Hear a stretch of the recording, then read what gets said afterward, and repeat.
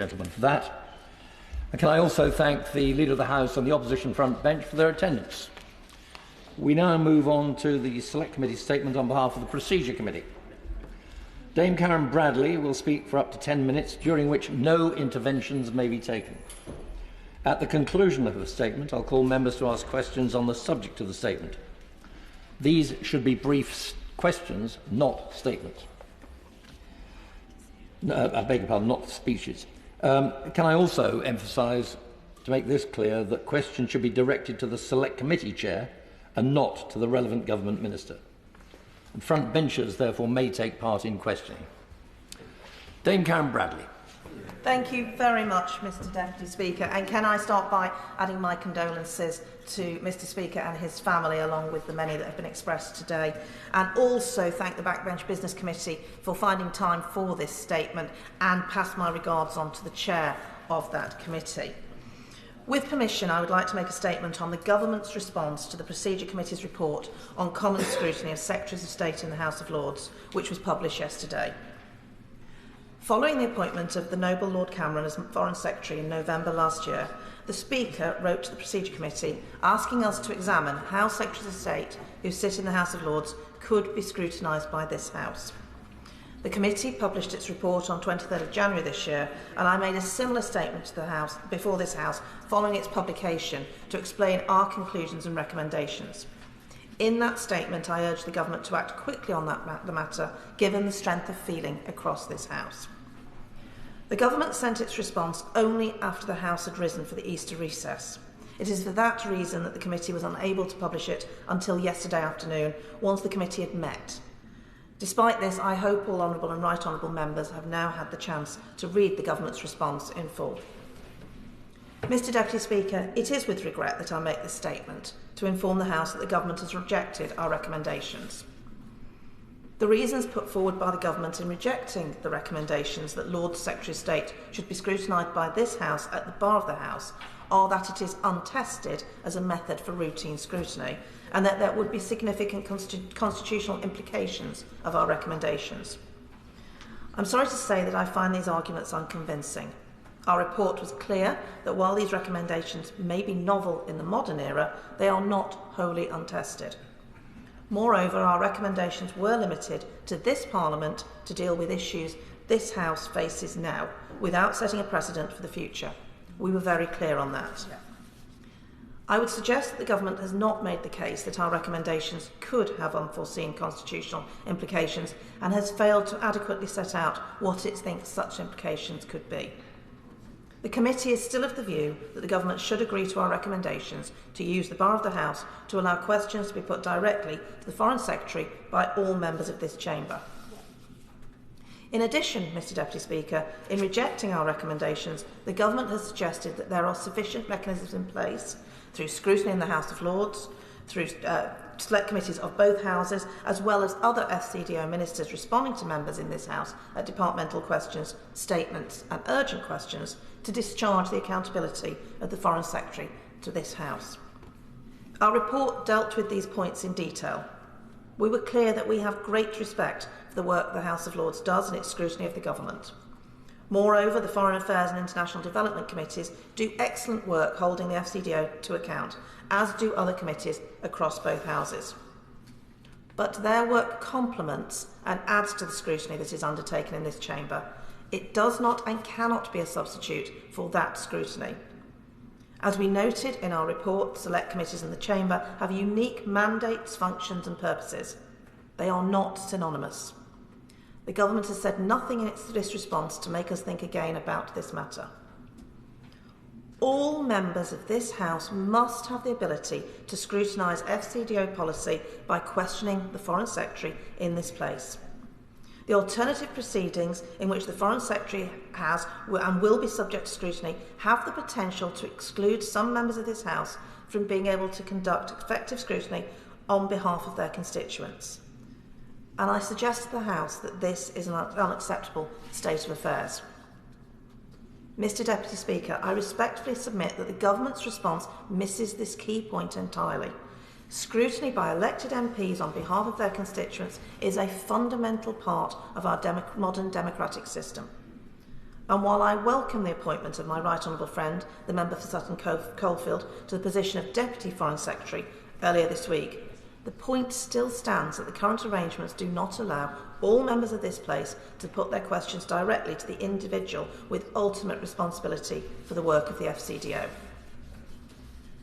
Lastly, Mr Deputy Speaker, the Government argues that our proposals risk undermining the constitutional balance between the two houses. My committee respectfully disagrees. Our report was clear that our recommendations were to enable scrutiny of Secretaries of State in the House of Lords at the bar of the House of Commons, not to require it or to summon such individuals. We recognised and continue to respect the right of the other place to govern its own affairs. However, by rejecting our recommendation on scrutiny at the bar of the House on this basis, the Government is putting the cart before the horse.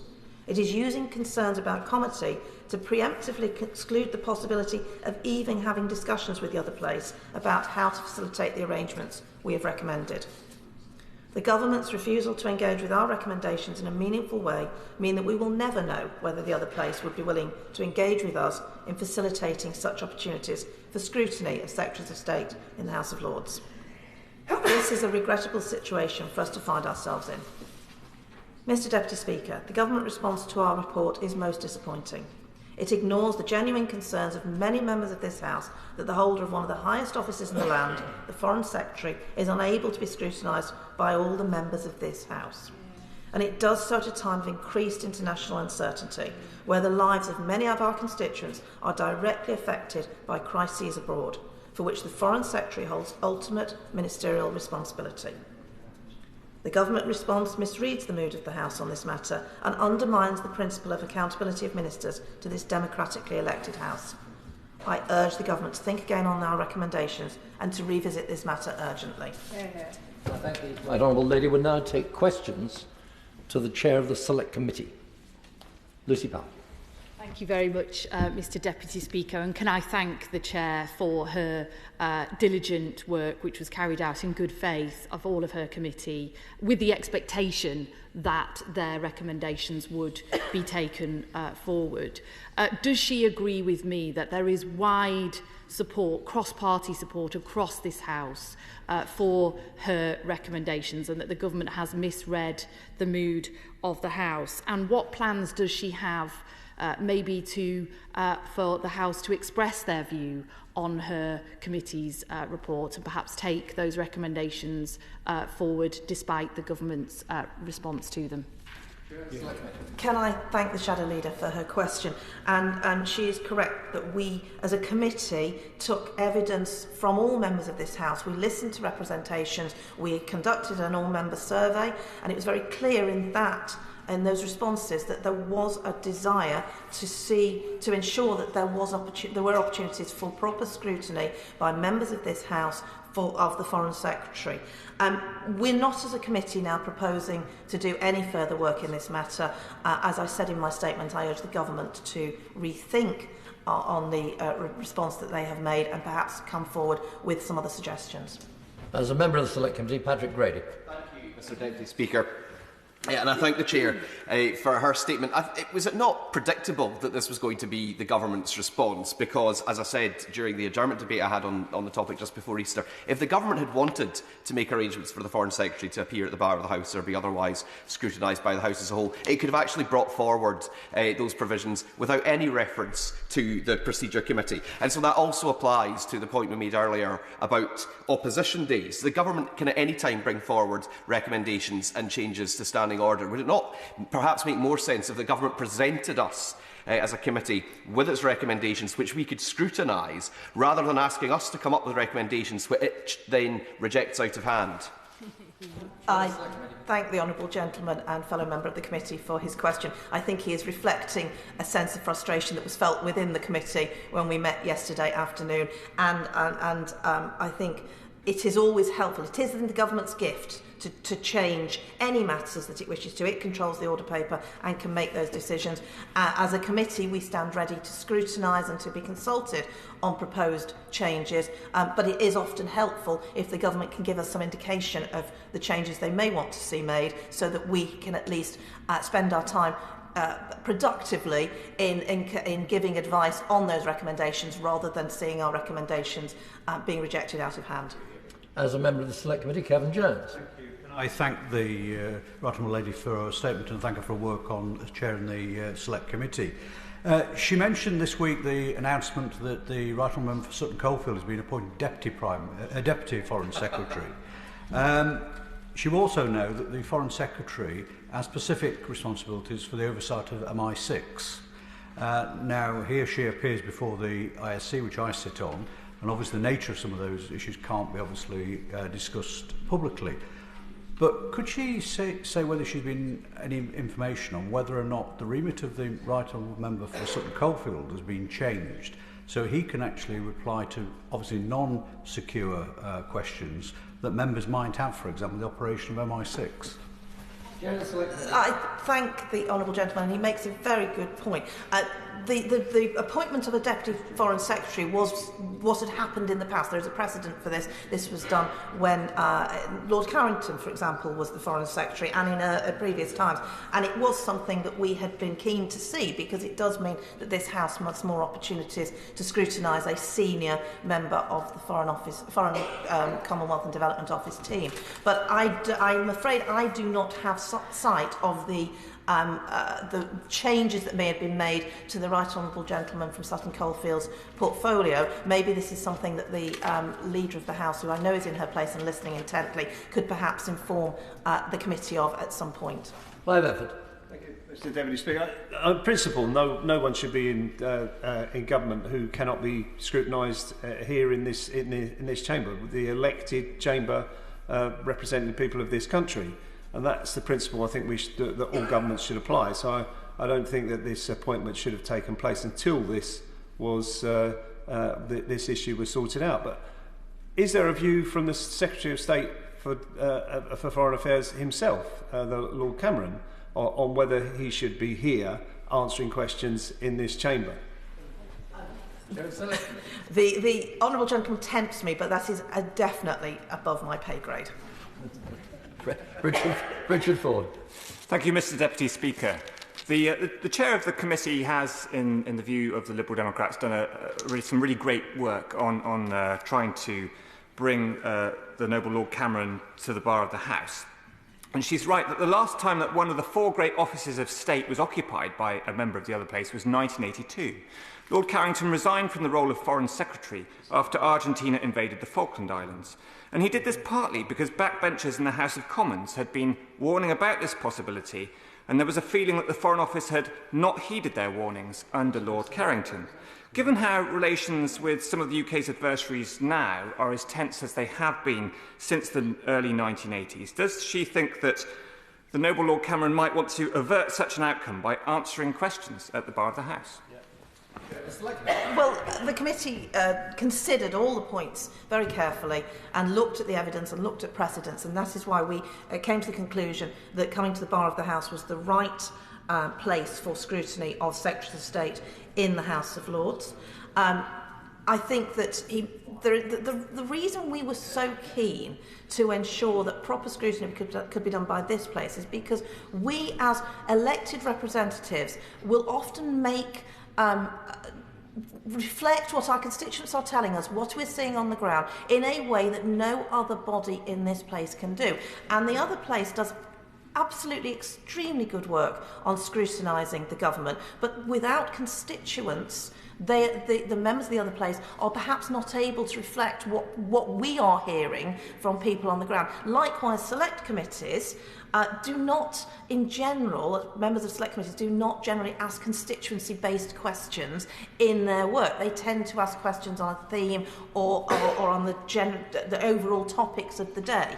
And we have that unique role in this place, and that is why we were very keen to ensure that there could be some form of scrutiny. We are disappointed that the government has rejected that. Sir Christopher Chope. Mr Deputy Speaker, can I thank my right honourable friend for the work she does on the committee and for being so mild-mannered in reporting to the House today the feelings of the Procedure Committee. Would she accept from me that there's a strong anger on the committee, not so much about necessarily the response from the government in that we expected that the government might reject our recommendations, but the nature of that rejection and the failure to answer any of the points or put forward any detailed justifications for rejecting our recommendations. And does she agree with me that it almost makes us feel, as members of the committee, that we are held in contempt by the Leader of the House? I feel that my honourable friend has made his points very effectively, and I will thank the clerks of the committee for helping me to perhaps tone down the response based on the meetings that we have had of the committee. There was also, I do have to say, some real concern that the response was not received before the House rose for the Easter recess, because bringing committee members together when we are in recess to be quorate, when we're all focused on our constituencies and not necessarily in Westminster, meant that we were unable to report this response until yesterday, and that is another matter that was of great concern to the committee. Yeah. Charlotte Nichols. Thank you, Mr Deputy Speaker, and I thank the Chair of the Select Committee and the committee for the excellent work that they've done on this piece.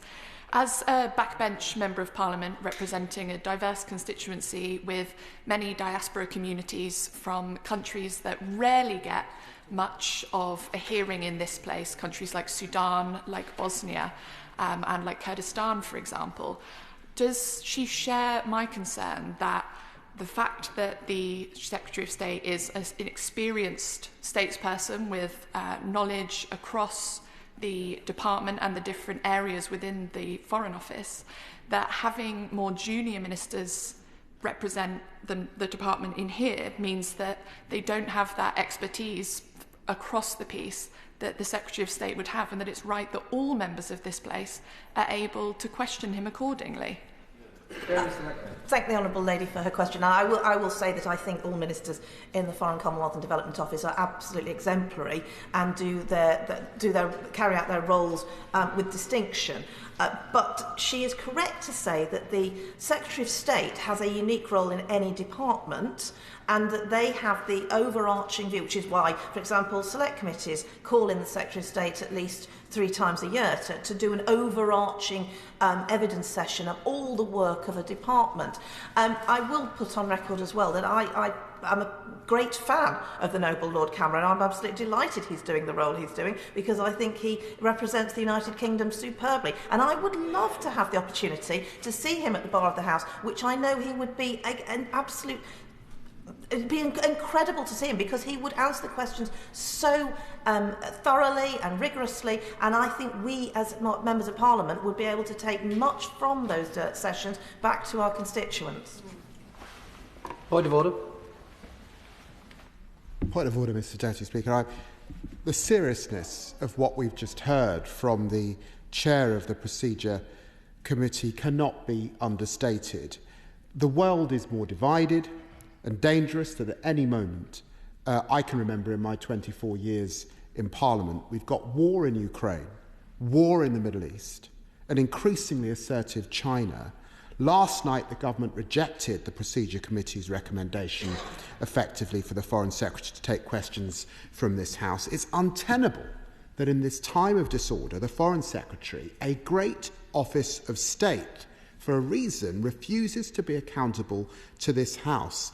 My party thought having a Foreign Secretary in the Lords was absurd 100 years ago in the days of Lord Curzon. And the appointment of the first ever Deputy Foreign Secretary this week is an unconstitutional sop. We've not needed it in 223 years of this Parliament. He isn't the man who meets with the Foreign Secretaries of Israel, of our Arab partners, of the United States. So he simply has not got the accountability of the Foreign Secretary.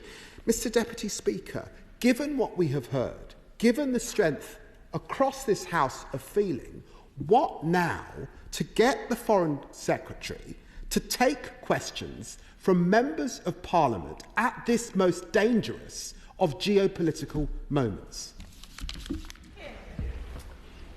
I'm grateful to the Right Honourable Member for the point of order and for giving notice of it, but he has heard the statement and the exchanges on the Select Committee. that have been responded to by the Right Honourable Lady, and I'm afraid there's absolutely nothing that I can add to them from the Chair. Could I thank the Right Honourable Lady for her statement and for answering 7 questions. We now come to the backbench motion to access to redress schemes. Richard Ford to move.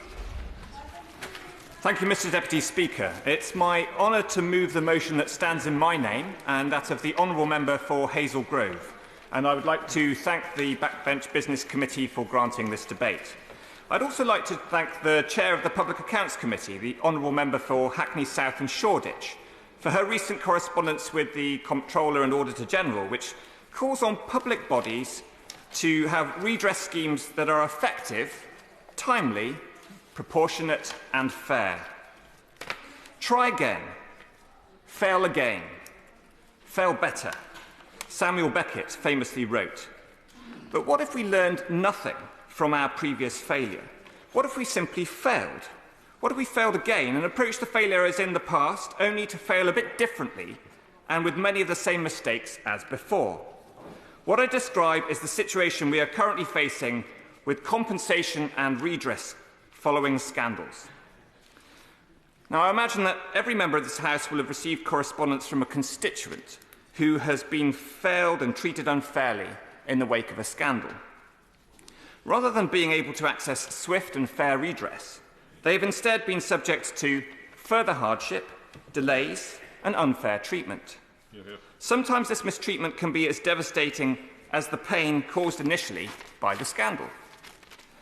Now, there's been very significant attention nationally in recent months, rightly, to the Post Office Horizon scandal, and particularly the various schemes set up to provide redress to the victims of what was the most widespread miscarriage of justice in British legal history. A sub-postmaster of a post office in my constituency was one of those hundreds of wrongful convictions. Janine Powell was wrongfully accused of stealing £74,000 from her post office branch in Tiverton. She was subsequently sacked and arrested before being convicted at a trial in Exeter in 2008. She described feeling confused, dismayed and numb. That's because Miss Powell was sentenced to 18 months in prison, serving 5 months. She was sent to prison just 2 days after her daughter's 10th birthday. Miss Powell said that the hardest part of her wrongful imprisonment was leaving her children. She said, "I've missed out on doing things with them. I can't get that back." No amount of money could ever make up for what happened to Miss Powell. But compensation can at least try to make up for some of the loss they faced. But sadly, the various post office compensation schemes that have existed have failed to provide swift and fair redress, as I know from another constituency case that I'm dealing with. According to the law firm Howe & Co., who represent 150 sub-postmasters, the compensation scheme continues to be exceptionally slow and refuses to entertain applications from persons who are plainly entitled to apply.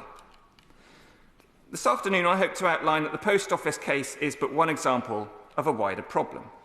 No guidance exists on when and how a compensation scheme should be established or what an overseeing body should look like.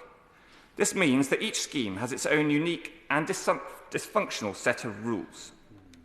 Reinventing the wheel each time a scandal emerges means that victims are failed by the very system that is meant to right the wrongs of the past. I will give way.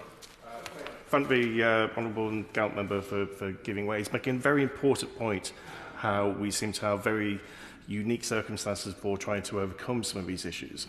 For example, the sodium valproate issue that was raised through the Do No Harm and Baroness Cumberledge report, similar to the infected blood scandal, similar to the Horizon scandal, has outlined time after time after time that redress should be forthcoming. However, again, the government seems to be dragging their feet on this. Why does he think that would be? Well, the Honourable Member is exactly right to draw a thread between several of these scandals.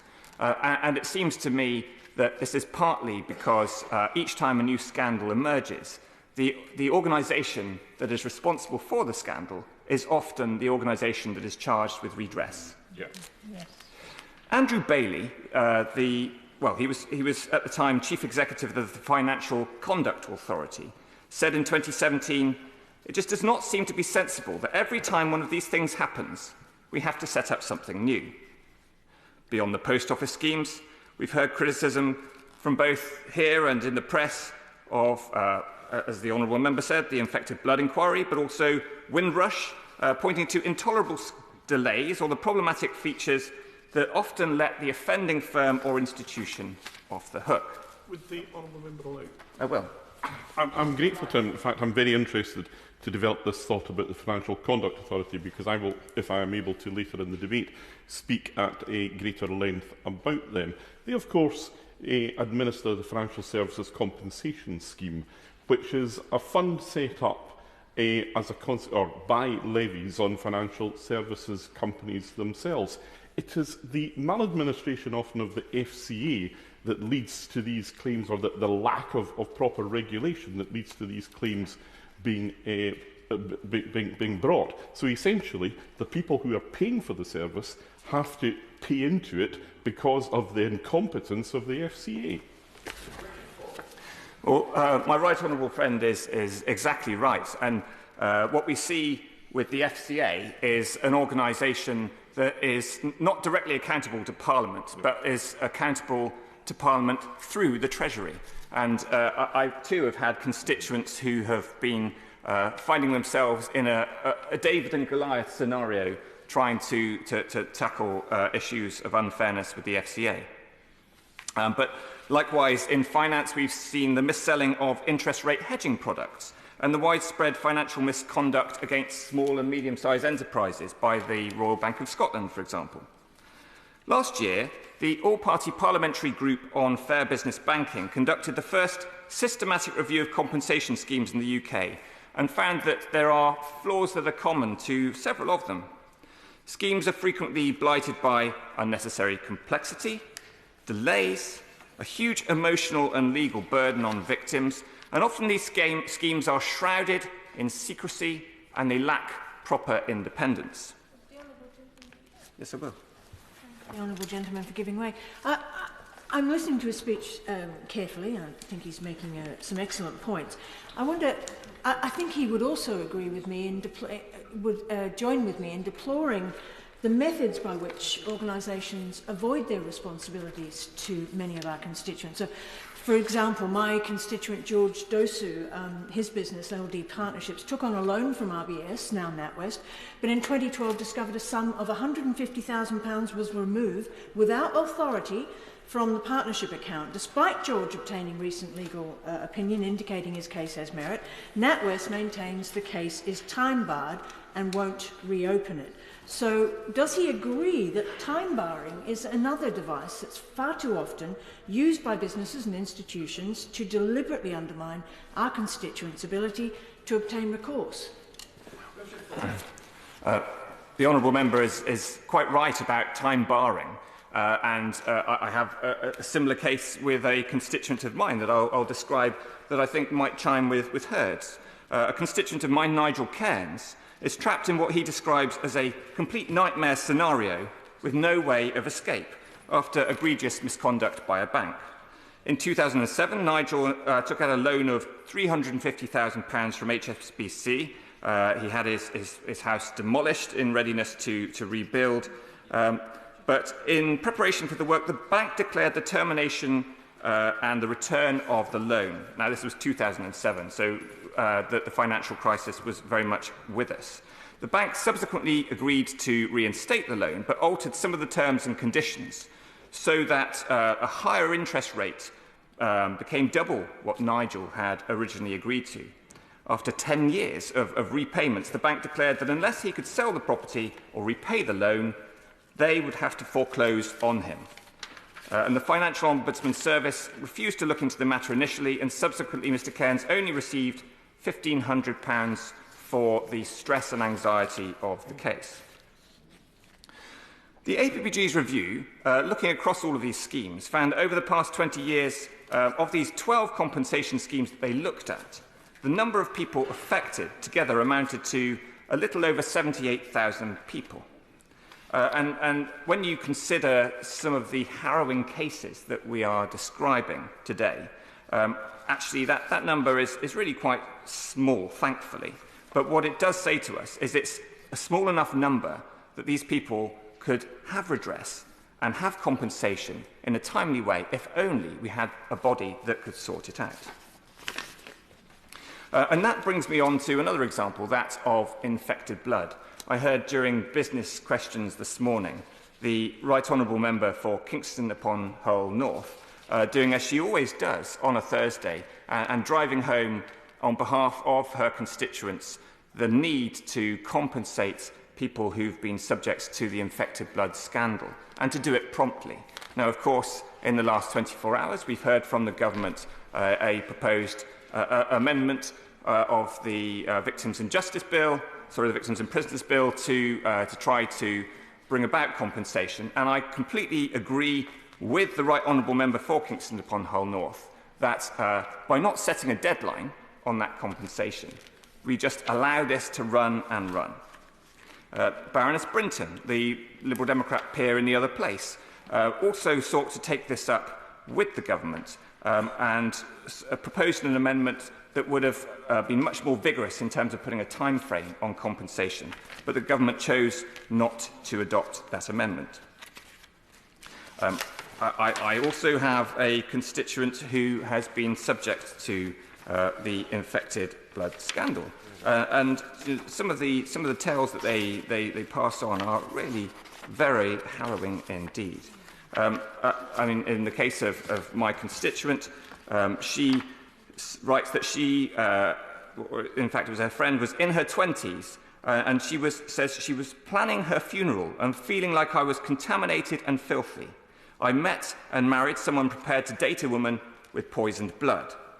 She speaks of how a host of long-term devastating side effects happened. I lost my career as an IT consultant. It made me infertile. I have been unable to have a family. We had to stop IVF, and we had to stop surrogacy attempts because I became too ill to be a parent. She writes, I've had brain, body, psychological and emotional impacts from this virus, and then decades of exhausted fighting for an evasive and oft-denied justice, which caused its own damage, including most recently the end of my marriage.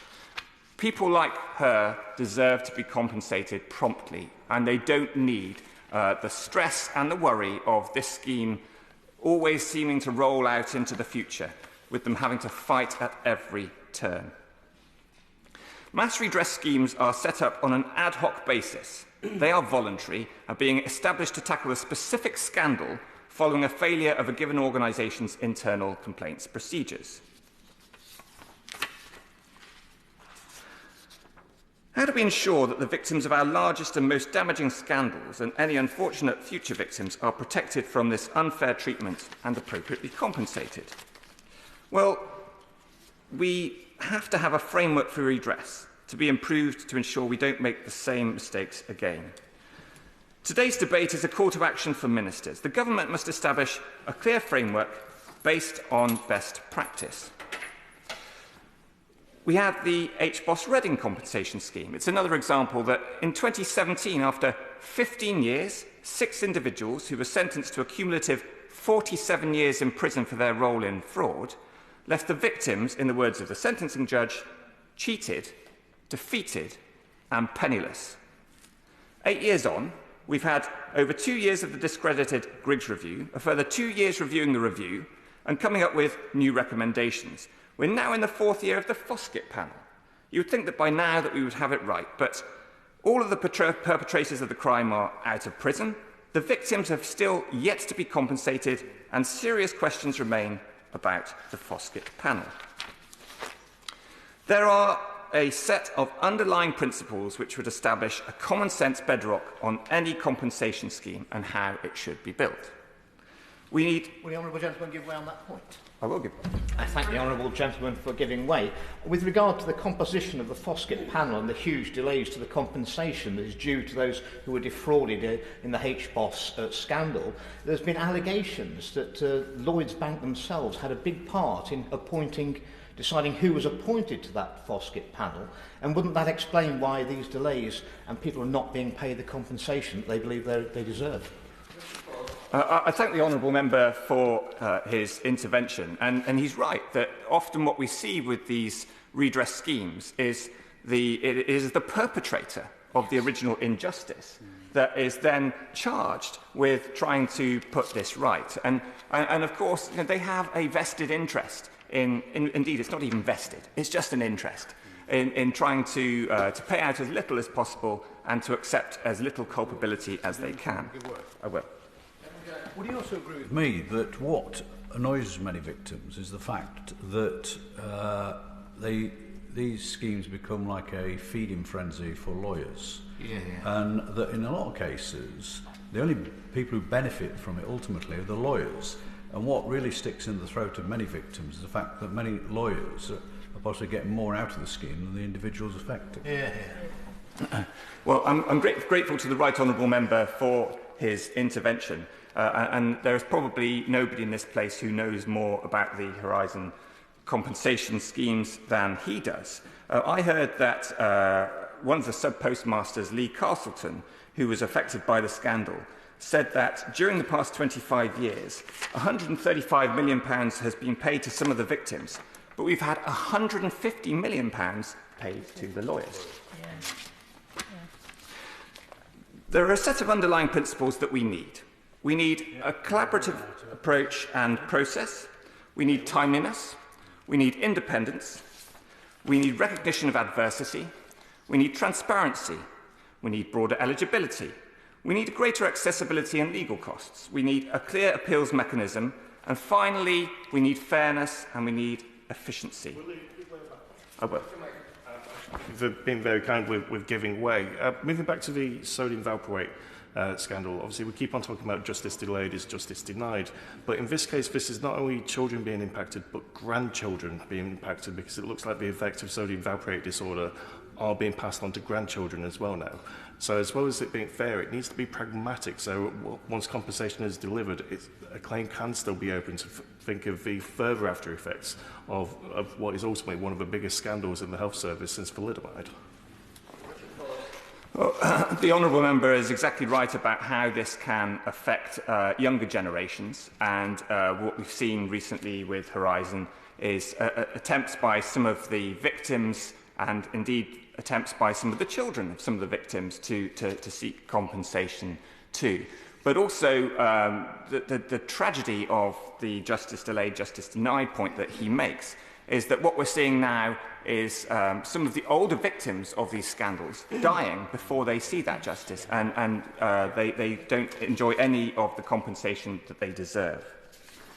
So I've set out 9 points on those underlying principles that would establish a common-sense bedrock of a compensation scheme. And to deliver these principles for fair redress and to guarantee independent oversight, we need an arm's-length body to design and adjudicate the schemes. The existing voluntary mechanisms for redress are far too fragmented. What we need is a standing independent body that could provide consistency for victims of scandals, no matter the sector being activated, whenever a new scandal emerges. Such a body should be constituted of experts to ensure guaranteed independence of judgment and be accountable directly to Parliament for the expenditure of any public funds and its overall conduct. Critically, victims must also have representation on these panels. This structure would come at no extra cost to the taxpayer, as the current compensation framework often proves lengthy and costly for both victims and taxpayer. Taken together, the 9 UK redress schemes studied by the APPG for fairer banking, for fairer business banking, whether active or completed, have cost at least £3.7 billion. This figure contains not only the amount of compensation that's gone to victims, but it includes, as we discussed, the fees to solicitors, accountants, firms engaged to undertake reviews, and indeed firms reviewing reviews. They more often than not leave victims feeling cheated, and eventually they cling on to some sort of very late, inadequate consolation that is the redress and compensation.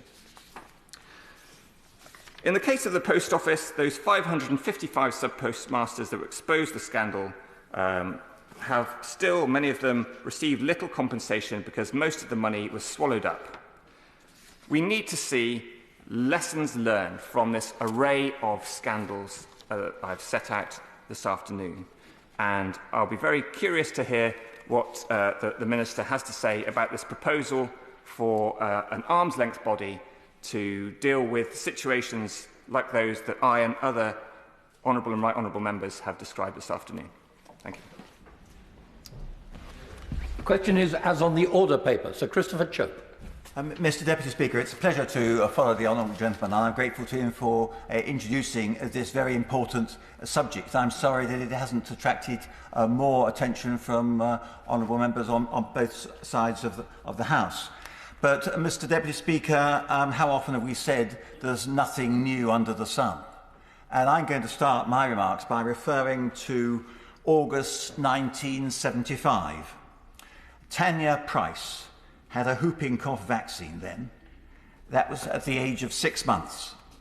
Shortly after, she developed convulsions, and 18 months later was described as a motionless and expressionless being.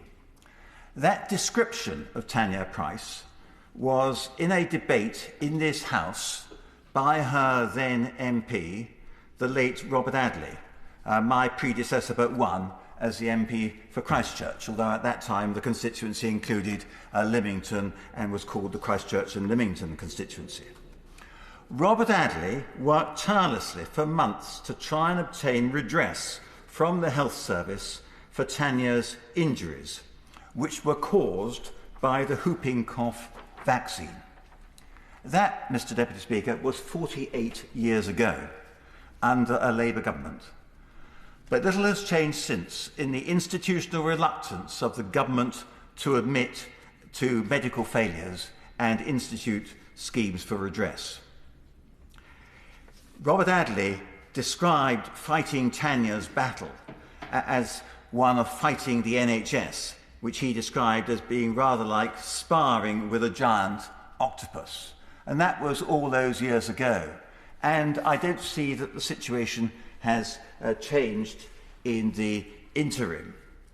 In his debate in the House of Commons on an adjournment debate on the 22nd of March 1977, Robert Adley said that this fight has been going on for a long time. Certainly in the last 4 years, a group of parents have sought to get what they see as justice for their children, but they've had precious little satisfaction. The battle is in many ways a repetition of the thalidomide debate. The result is decaying confidence in all the immunisation programmes. It represents a flirtation with tragedy, particularly where most of the other vaccines appear to be safe, harmless and have little or no disadvantageous side effects. But the position adopted by the Secretary of State in his refusal to consider compensation, and until recently his refusal to at least even discuss the problem openly, was the subject of very severe criticism by Robert Adley, and quite rightly so. And, Mr Deputy Speaker, it would be wonderful to say things have moved on.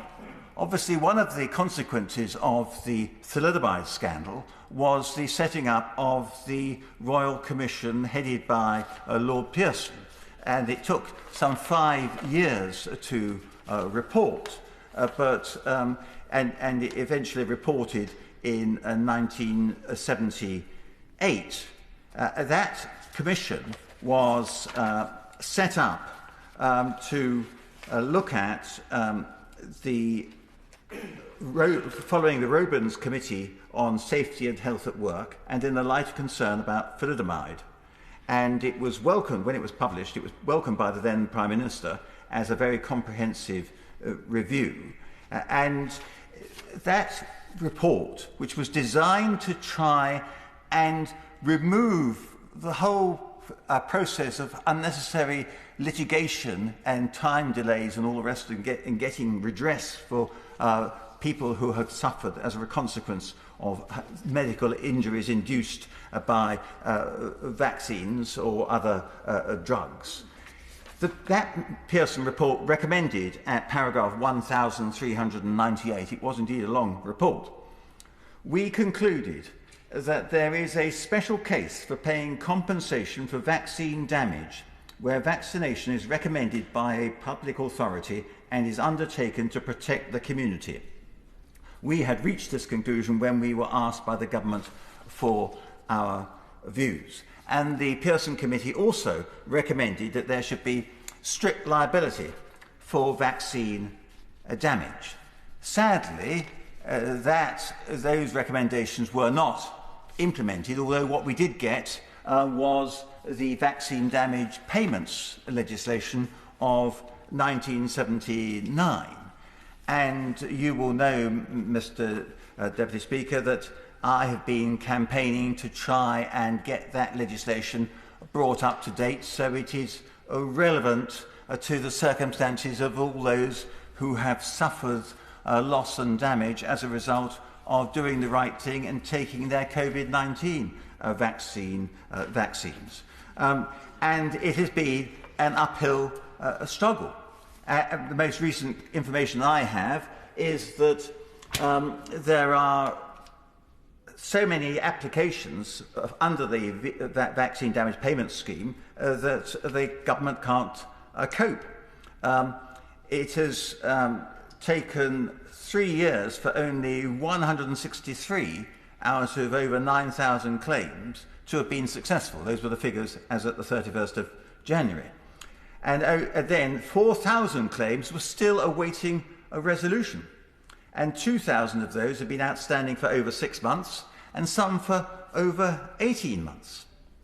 And that's directly damaging to all those people who are thinking indeed of engaging in civil claims, which the government keeps on advising these victims that they should engage in. But of course, to engage in a civil claim against a large multinational pharmaceutical company, or the government for that matter, is an expensive business. And I've got a constituent whose father has got the £120,000 compensation, but for whom that is wholly inadequate because of the severity and longevity of the injuries and disabilities which he sustained as a result of the vaccine.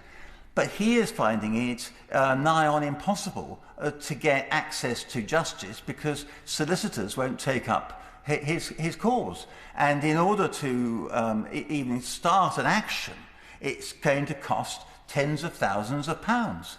This is intolerable, and this is a situation which all those years ago Lord Pearson was trying to avoid.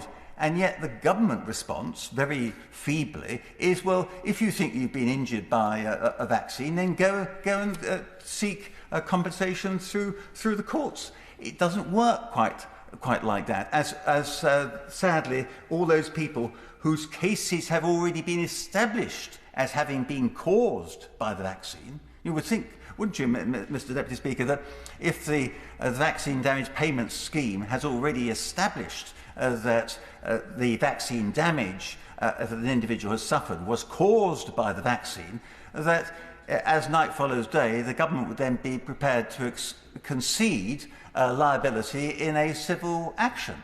But far from that. They insist that they must fight the case and that the case must be brought to full court. I give way to the... It's actually about power, isn't it, basically? It's in terms of the individual who, he quite rightly says, has not got the financial means or sometimes the expertise to take those cases forward. It's against either a corporation or government.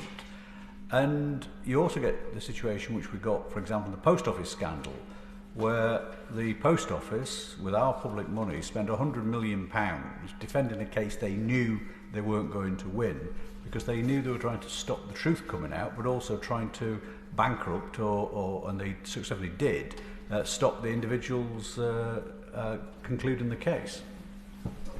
Well done, that's absolutely right. I mean, these are deep-seated institutional failures. This is not a party political issue. This affects everybody in this country, and it's the inability of this House, really, to be able to persuade governments and the officials serving those governments to get real about the reality of that many people are suffering as a result of these delays. And it does seem as though the government's policy is always, and perhaps led by the Treasury, always to postpone the inevitable. And the Honourable Gentleman in introducing this debate was already referring to the contaminated blood scandal. But I find it absolutely unacceptable that those people whose cases have already been established as deserving of a proper compensation are still having to wait. And there are and similar cases in relation to the post office, as the honourable gentleman said, and obviously the sodium valproate case, which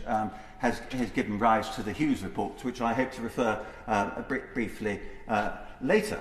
But going back to the issue which I'm primarily concerned, because I chair the all-party parliamentary group on COVID-19 vaccine damage. There are getting on now for 10,000 claims under that scheme.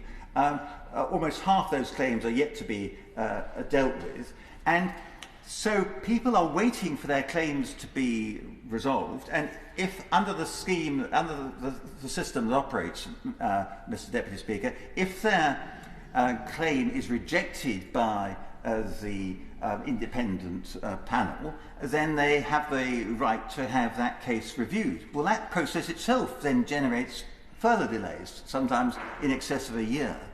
And meanwhile, there's a 3-year limitation on being able to bring civil actions following from the time that the cause of that civil action arose. And so I raised this issue with the Prime Minister, a private meeting. I raised it at Prime Minister's questions a few weeks back, and I'm pleased to say that following that, I do have a meeting set up with the Secretary of State for Health next week. But I don't hold my breath, Mr. Deputy Speaker, because I just don't see that there's any willingness on the part of officialdom, even if there was willingness on the part of ministers, to actually address these injustices and outrages. And it goes to the heart of trust in public service in this country and trust in government. And if people can't trust the government to do the right thing, if they take the vaccines and then find that it turns out that it was very bad for their health, the deal should be, and it always used to be, that the government would then look after them, see them right. But that's not what is happening. What is happening instead is that those people are being put through the ringer, and enormous amounts of bureaucracy and time are being wasted to very little effect, except that the Treasury is probably able to say, well, we can't actually guarantee that we're going to have to spend this amount of money now. Years ago, when I was a shadow Treasury Minister, I was involved in looking at the issues arising from the Equitable Life scandal.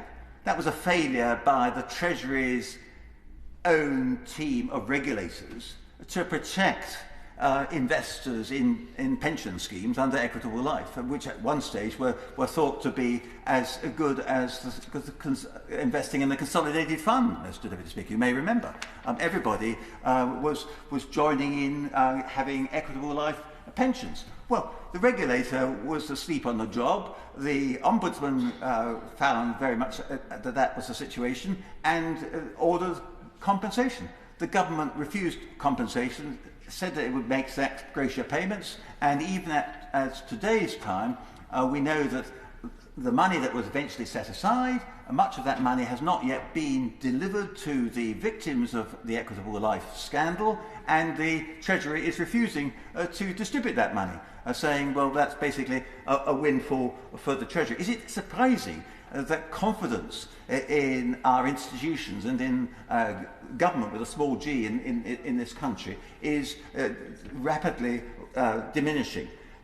So today's debate is absolutely of fundamental importance, and I hope when we hear from the Cabinet Minister in response, he will come up with some specific proposals as to what is going to be done in relation to all the individual cases which we will be referring to in the course of this debate, as well as dealing with the deep-seated institutional problems to which I've been referring. And can I ask him specifically, because I know that his Right Honourable friend, the member for Chatham, with whom I've raised this at Cabinet Office questions in the past, and who at one stage I thought was going to be responding to this debate. I know that she is charged with trying to ensure that we address these issues of the time bar on COVID-19 vaccine damage claims. And I'd be very grateful to my honourable friend if when he responds to this debate he can give us some positive good news on that point, even if on not on many others. But we set up, so the COVID vaccine damage payments scheme is not a strict liability scheme, it is not even a compensation scheme, but it is better than nothing. But again, why is it that the £120,000 maximum payment under the scheme hasn't been updated since 2007? Mr. Deputy Speaker, it would now be about £200,000. Why are we updating everything else in line with inflation, but not updating the compensation scheme or the vaccine damage payment scheme for those people for whom taking the vaccine was disastrous? Again, can't get any answers out of the Treasury or the government on this. Sometimes there are expressions of sympathy, but that's not much use. What we want is action. What justification can there be for eroding the value of vaccine damage payments to the extent that I've referred to?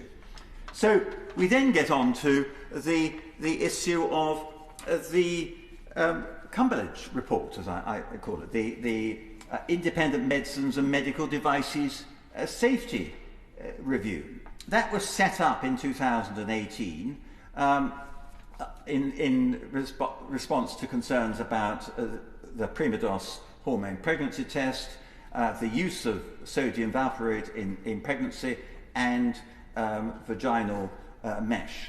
And the safety review report, led by Baroness Cumberledge, was published in July 2020. It made a number of serious and very compelling recommendations. It recommended the establishment of an independent redress agency. And if the honourable gentleman introducing this debate thinks that the government's going to respond positively to the suggestions that he's put forward, I just ask him to look at the record, because that was an ex-Conservative health minister making a clear recommendation to set up an independent redress agency. And the recommendation being a new independent redress agency for those harmed by medicines and medical devices should be created based on models operating effectively in other countries. The redress agency will administer decisions using a non-adversarial process with determinations based on avoidable harm, looking at systemic failings rather than blaming individuals. And that's at page 11 of that report. And how long did it take for the government to respond to that report, Mr. Deputy Speaker? Again, fits in with the pattern we're discussing in this debate, because the government published its report, its response to the review, not in 2020, but in July 2021, exactly 1 year later. It took them a year to respond to that report, and they cursorily rejected the recommendation for a new redress agency, saying, "We do not accept this recommendation. We do not believe that a redress agency would make products safer and support our commitment to patient safety. We also believe it is already possible for government and others to provide redress where this is considered necessary. The government therefore has no plans to establish an independent redress agency." Well, it took them a year to prepare that wording and explanation, and all one can do, really, Mr. Speaker, is despair at that. And there is an opportunity today for the Minister to say, well, that was all under a previous government, and now we've got a new government, and the new government is going to accept the recommendations of the Cumberledge report, all the recommendations. The Cumberledge report also recommended that discretionary schemes should be established for sodium valproate, hormone pregnancy tests and pelvic mesh. and that would provide discretionary payments for the costs of additional needs caused by the harms associated with these products. The government also rejected this recommendation, noting that patients had an existing right to take healthcare providers to court for clinical negligence or manufacturers for product liability. And it further explained, and I quote from page 23, "While the government is sympathetic to the experiences of those patients who gave evidence to the report, our primary focus is on improving future medicines and medical devices safety. It is therefore crucial that we focus government funds on initiatives that directly improve future safety, including specialist mesh centres and support for families affected by medicines in pregnancy. For this reason, redress schemes will not be established in response to a recommendation 4. So that was the situation in relation to those hapless individuals who were on the wrong end of that particular NHS procedure. And more recently, and before we've got to any inquiries into this, we're going to have to deal with the scandal of all those young people who are living with the consequences of having been given puberty blockers at the behest, if not the recommendation of the NHS. And when Sir Chris Whitty was asked about this on the radio earlier on this week, he seemed to be totally unapologetic about it, almost diffident, to the point of diffidence, Mr Deputy Speaker. But of course he was absolutely insistent that we should do something about people who were engaged in smoking tobacco or vapes. So there's another compensation issue going to be arising for all those people who were persuaded by the NHS to do the wrong thing. So one recommendation that did come out of Cambridge was to set up somebody, it sounded really great, the Patient Safety Commissioner for England. As chair of the COVID vaccine APPG, I approached Dr. Hughes and asked her whether she would take up the case of the victims of COVID-19 vaccines. And she was very sympathetic, but she said, and again this comes back to the culture, Madam Deputy Speaker, she said that she only got the equivalent of one man and a dog in her department. So she was being starved of the resources to enable her to fulfil the remit that she'd been given by the government. Again, absolutely intolerable. So eventually, she said she couldn't have time to deal with this issue about vaccine damage because she was concentrating on sodium valproate and pelvic mesh, and perfectly reasonably so. So on the 7th of February this year, she published her report, setting out further recommendations for redress in relation to sodium valproate and pelvic mesh, and recommended the creation of an independent redress scheme to provide both financial and non-financial redress. The government hasn't yet responded to the report. Perhaps the Minister is going to respond to it today. In answer to a parliamentary question in February, the Health Minister responsible said the government is now carefully considering the recommendations and will respond substantively in due course. Well, this is just not good enough, and particularly when the government seems to be relying upon some very feeble initiatives to which there has been they have drawn attention. There's now, this is very exciting news, Madam Deputy Speaker, a new risk acknowledgement form which you can use when if you're going to have valproate prescribed, which is there. But then there's a claims gateway on the NHS resolution website if you want to embark on a clinical negligence claim. But again, the Hughes report criticises these arrangements and describes and criticises the description of that website as a claims gateway, because there is no new legal framework for enabling people to be able to engage in litigation, no guarantees of help with legal aid, and then one hears, Madam Deputy Speaker, that the child who took the head teacher of a North London comprehensive to challenge the decision of that school in relation to the wearing of religious symbols, that young person received £150,000 in legal aid money. How was it that they got £150,000 when people who want to get redress because they've been done down by the National Health Service don't get anything at all? And so let's look at the recommendations, the summary of the Hughes report. She says the case for redress has already been made by the first Do No Harm review, so my report will primarily focus on how to provide redress rather than why. And I hope that the Minister, in responding to this debate, will accept that the government now is going to focus on how to provide redress rather than why redress is needed. And she says that all those we've spoken to have approached this process with openness and goodwill, despite the considerable challenges they face.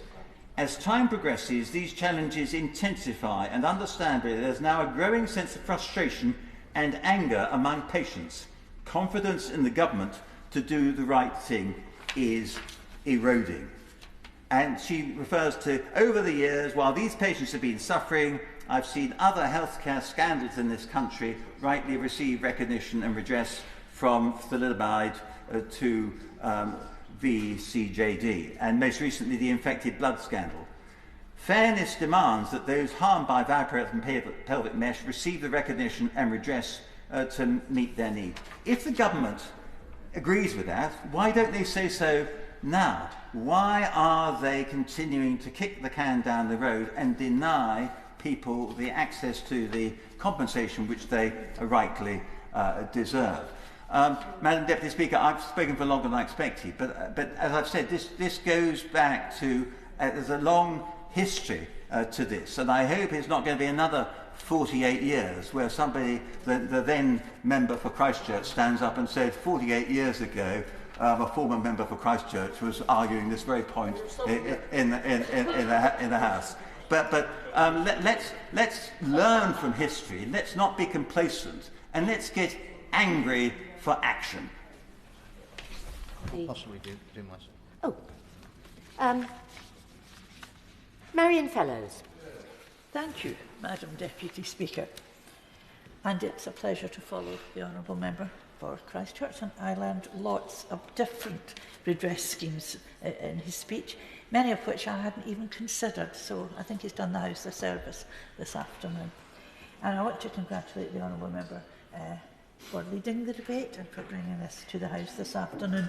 It's a real pleasure to get to speak in such an important debate. When injustice has occurred, and particularly in cases of widespread injustice, it's really imperative that those who are wronged are provided with meaningful avenues of recourse. Proper justice can't be achieved until victims receive the redress to which they are entitled. But time and time again, as we have already heard this afternoon, this just doesn't happen. What we often see with redress is an overly bureaucratic process administered by the party at fault, moving at a snail's pace, while victims' redress is minimised and they continue to suffer. Indeed, Madam Deputy Speaker, someone said to me just today, it seems that the folk in suits and boardrooms always seem to benefit from the misery and hardship of others, whilst the actual victims are last in the queue for redress.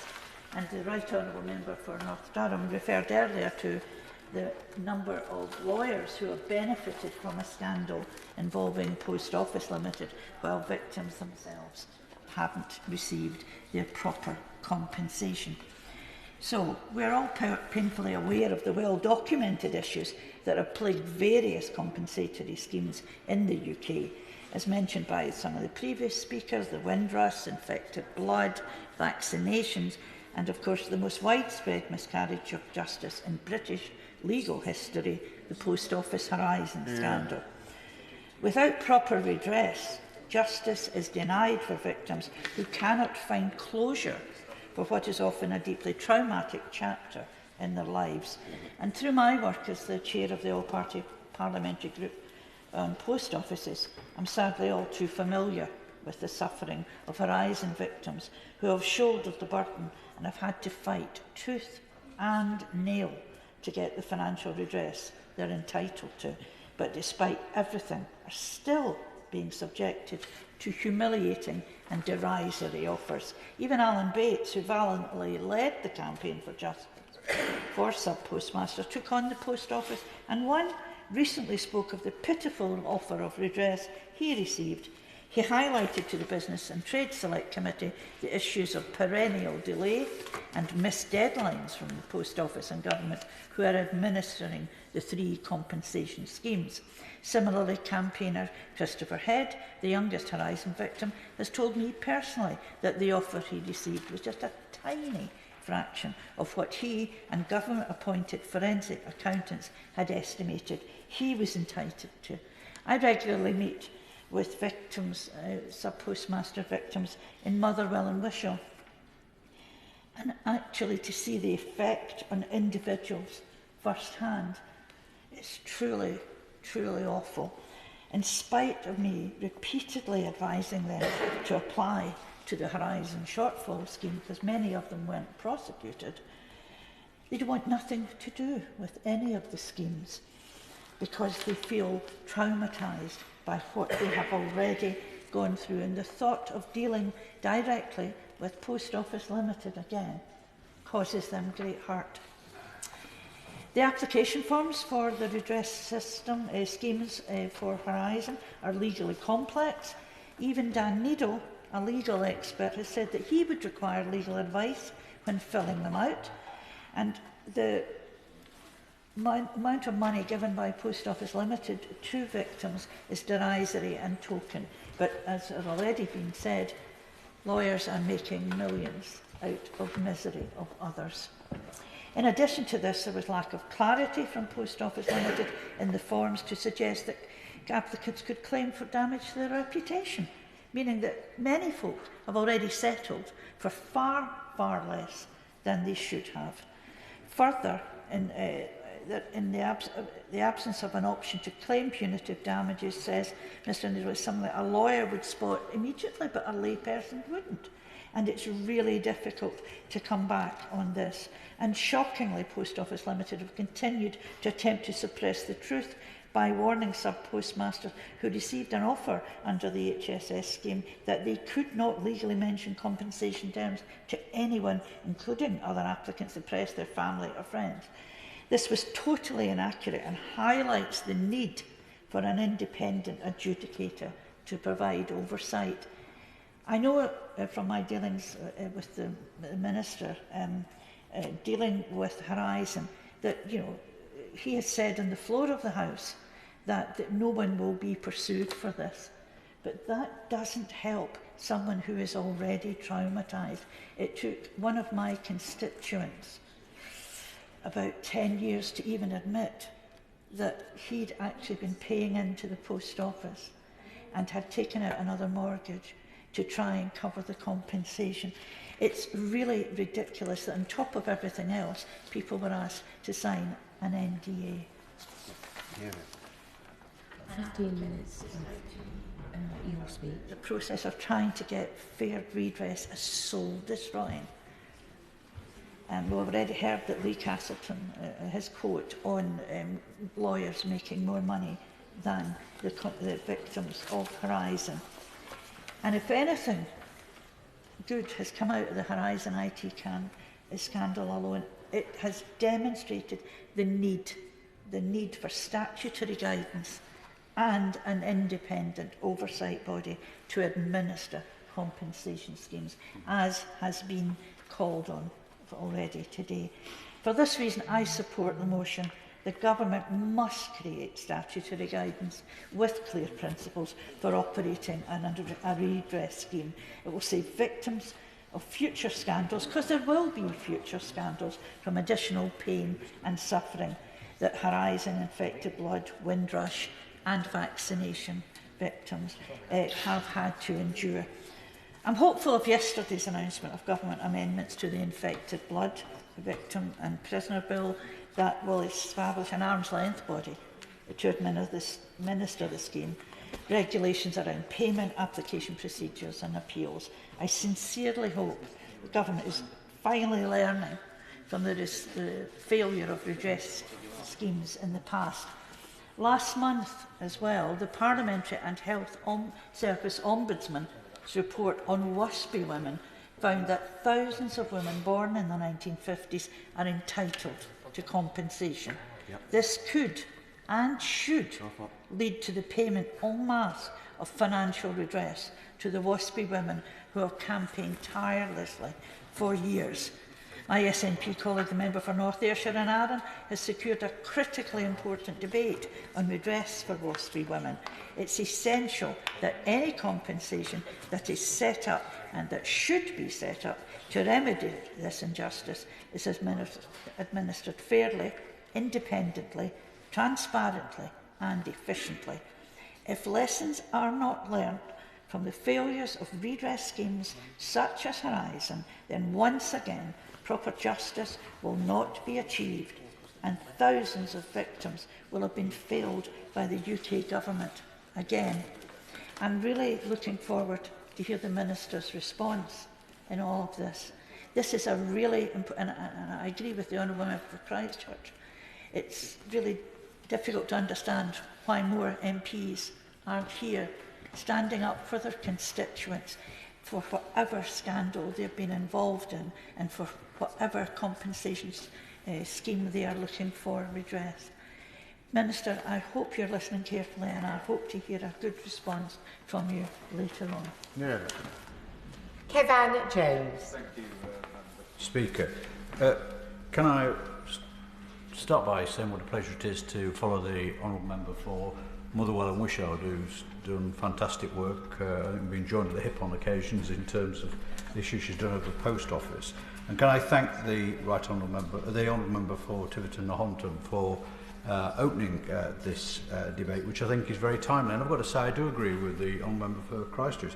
It's disappointing there aren't more members here to take part. Although, like him, I remember when Thursdays were a full day. It's now, I think, a optional extra as a role of a Member of Parliament. But that's showing both my age and his age. Can I also, Madam Speaker, declare an interest as a member of the Horizon Compensation Advisory Board? The tenor of what the report says, and can I congratulate the APPG on producing it, is this. It's an issue which is an unbalanced power relationship. It's when the citizen comes up against the mighty state, or the citizen comes up against the mighty corporate world. And not only do we have compensation schemes when things go wrong, but to get to that point in the first place, get the truth and get to that point, is usually takes quite a number of years. Good example being the Post Office Horizon scandal. So the victims have already fought to try and get to the truth. In many cases, the victims, certainly of the Post Office compensation scheme, and I think other scandals as well, do they want compensation? Yes, they do. But actually, most of them I speak to want really the truth. They want the truth out there and the acknowledgement that they've been damaged through no fault of their own by, in the case of the Horizon scandal, the Post Office, or in some of the banking scandals because of the disgraceful activity and greed of corporate governance.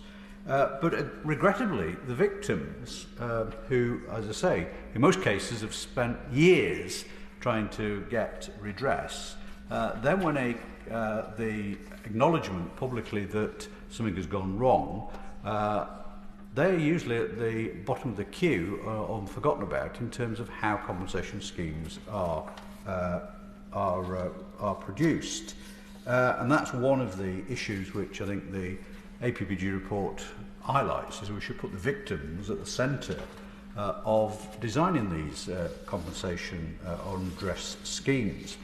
But they are mainly over-bureaucratic and complicated, not just for the victims, but also for those, I think I would say, trying to administer them, who in many cases are trying to do the good job, but get bogged down in the detail. And even when you try and get a scheme which takes the lawyers out of the process, which, again, one of the, I think, hurtful things for many individuals is that legal costs usually take up more of the financial pot than actually goes to the victims. And credit, I think, I'll talk a little later on in terms of the rising compensation scheme, but the Honourable Member for Thirsk and Malton, in his role as Postal Minister, is trying to cut through that knot in terms of trying to have single pots in terms of saying fixed sums, which not only makes it easier for the victims to understand the scheme, but actually cuts out the length and costs in terms of legal expenses, both for the victim but also for the government as well. And I think, you know, he has been criticised in some parties for doing that, but I actually think it's a good step forward. But even when you get schemes which you think should be easy to administer, you then get the greed of certain lawyers. And I'm going to give a historic example as the Honourable Member for Christchurch did, and that's the Mine Workers Compensation Scheme, which was a scheme which I think in the end paid over £3 billion out for victims of vibration, white finger and coal dust, and was a scheme case which should have been quite simple to administer, because you had basically a chart where you had a number of years you'd worked, the effect in terms of the amount of damage that had been done. It should have been quite simple. But what we saw with that was a feeding frenzy of lawyers who were not content that they were getting their legal costs paid for by the government, that they then preyed upon the victims to deduct money from their compensation. And people might think I'm a little bit of an anorak on this subject, but that was one of my earlier campaigns with the Honourable Member for Bassetlaw at the time, Lord Mann, where we exposed the greed, frankly, of not only the lawyers, but also, sadly, some trade unions in terms of, in my case, the Durham area of the National Union of Mine Workers. But these schemes should have been quite simple to operate. But what we do every time we have a scandal, I think, is go back to the drawing board and reinvent the wheel. And that, I think, is the problem. Now, could you actually design a scheme which could cover every single instance? I'm not sure you could. But you could certainly have some, I think, foundations on which you could actually build upon. But I think every department, I've seen it firsthand on the advisory board, and credit to the civil servants who are trying to administer the scheme in the Biz department. But they've gone back to square one. And I can remember in the early days in the advisory board, I was actually referring back to the Mine Workers Compensation Scheme as a way of trying to simplify the system. So I think we do need, from government, in response to this report, some work starting to be done on how you just get the bare framework in place that you could actually then adopt when you get these types of scandals and compensation schemes that come forward. Now, I understand in all this, and I sympathise with the Minister because he's got the Treasury hovering in the background in terms of worried about what the financial implications are. But it does, I think, get to a situation whereby if you're paying more out in legal fees than you are to the to victims, surely it would be simpler to cut the middleman out, frankly, and just directly put the money to the victims. But that framework, which I think the APPG refers to, needs, as a matter of urgency, to be put in place. The other thing which always strikes me, and I see this from the post office scandal, and frankly I don't blame the victims. Do they trust the post office one iota? No, they do not. Would I, if I'd been through what they'd been through? No, I would not. But all the time it seems that the people who are involved in the system are actually then determining not only how the scheme is designed, but then is actually administered. Which I just find is appalling. It's not just this, it's been some of the banking scandals as well. And that, I think, has got to change as well. You can't have the people who have created the problem actually trying to administer it as it goes forward, because you get a situation then where victims don't trust what is going forward. And frankly, if you look at the historic shortfall scheme for the post office scheme, which I'll come on to in a minute, I wouldn't blame those victims either, because I think my feeling looking at how it's been administered by the post office, it was designed in the early days to try and reduce the amount of compensation so that they didn't have to go ultimately to the Treasury to actually fill that gap. But that, I think, is the complexity which we've generated. So we've got a fragmented and inconsistent system, which then I think leads to wastes of money, frustrations on behalf of the victims, and I think in terms of the speed, slows things down. Now, I don't want to touch on a couple of schemes. I'll touch on the Horizon Compensation Scheme, which I think I know, Horizon Compensation Scheme, which I think I know more about than perhaps some of the other schemes. But it's this: we have 3 separate schemes. Now, on the advisory board, myself and my fellow members asked the question, why would we start here? And we all agreed, no, we wouldn't. Could we have actually unpicked it and had one scheme? We all felt no, because it had actually been put in place. But you started off with the historic shortfall scheme, which was a scheme designed by the post office to try and get redress for some of the cases that came forward. But there were serious issues there. One, in terms of disclosure of evidence from the post office, which I think, Madam Speaker, I don't want to put on record, I think on occasions, has it been lost or has it been just frustrated the system? I think it's been frustrated the system in some cases. But the other thing about it as well is the post office administering it. So post office, I don't know, many individuals were asked to put applications in without any legal advice at all. And lo and behold, on the advisory board, and fair to the ministry, has taken on board our recommendation, we're now to re-look at some of those cases because of the way it was administered. It wasn't fit for purpose right from the start. Then you have the group litigation scheme, the famous 555 and Alan Bates, who took the post office in the landmark judgment in 2019 to court. That is a completely separate scheme from the HSS scheme. That is a scheme which was, I think, initially resisted because the government's line was that the post office had settled the case, the postmaster had settled the case in the High Court, basically because they were outgunned by the government using, and the post office using, a tsunami of public cash, spending £100 million on lawyers, which now that's coming out of the inquiry, they never had a case anyway to defend. They were trying to defend the indefensible. I tell you just to think, £100 million spent on lawyers. We could have paid the victims out of that and actually covered most of some, or at least part of one of the schemes through that alone. And there you understand why the anger gets from victims when they see that happening. And then we have the overturned conviction scheme, which again is a scheme which has come out of the now I think it's 104, 105 individuals have already been taken through to the Court of Appeal and had their convictions overturned, and will be the redress mechanism for those individuals when the legislation comes forward for all the other victims that are going to be quashed, having their convictions quashed once the bill passes through Parliament. And that again is going to be say a different scheme to the other ones.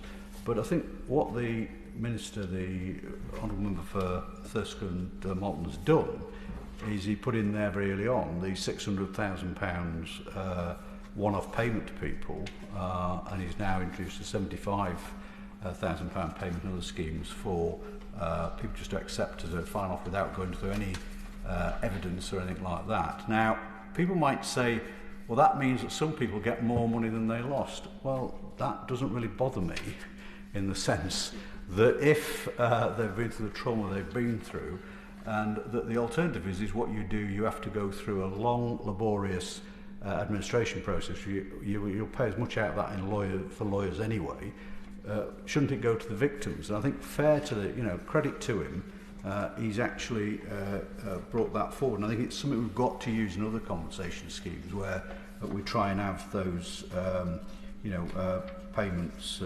Now, we're in danger, though, Madam, I've got to say, of having a fourth scheme coming on, because I had a meeting last night with the Minister, and I've spoken about it in the House. We're now looking at the pre-horizon scheme, an issue called capture. And fair to the Ministry, is determined to get to the bottom of what the Post Office did there in terms of prosecuting people and bankrupting people. But then, if the government does accept that those victims, for example, who don't fall into any of the schemes at the moment, were wrongly prosecuted and, in some cases, bankrupted, which scheme do they fit into? Do they fit into one of the three existing schemes, or will we have to generate yet another scheme? And that, I think, shows the complexity, I think, of these arguments, why that template we need for when we're looking at compensation is needed. I will resist, I think, I've got to say, Madam Speaker, actually coming up with a fourth scheme. I think we've got to try and adapt some of the other schemes, but it's something that we'll obviously working with the Minister on the advisory board on.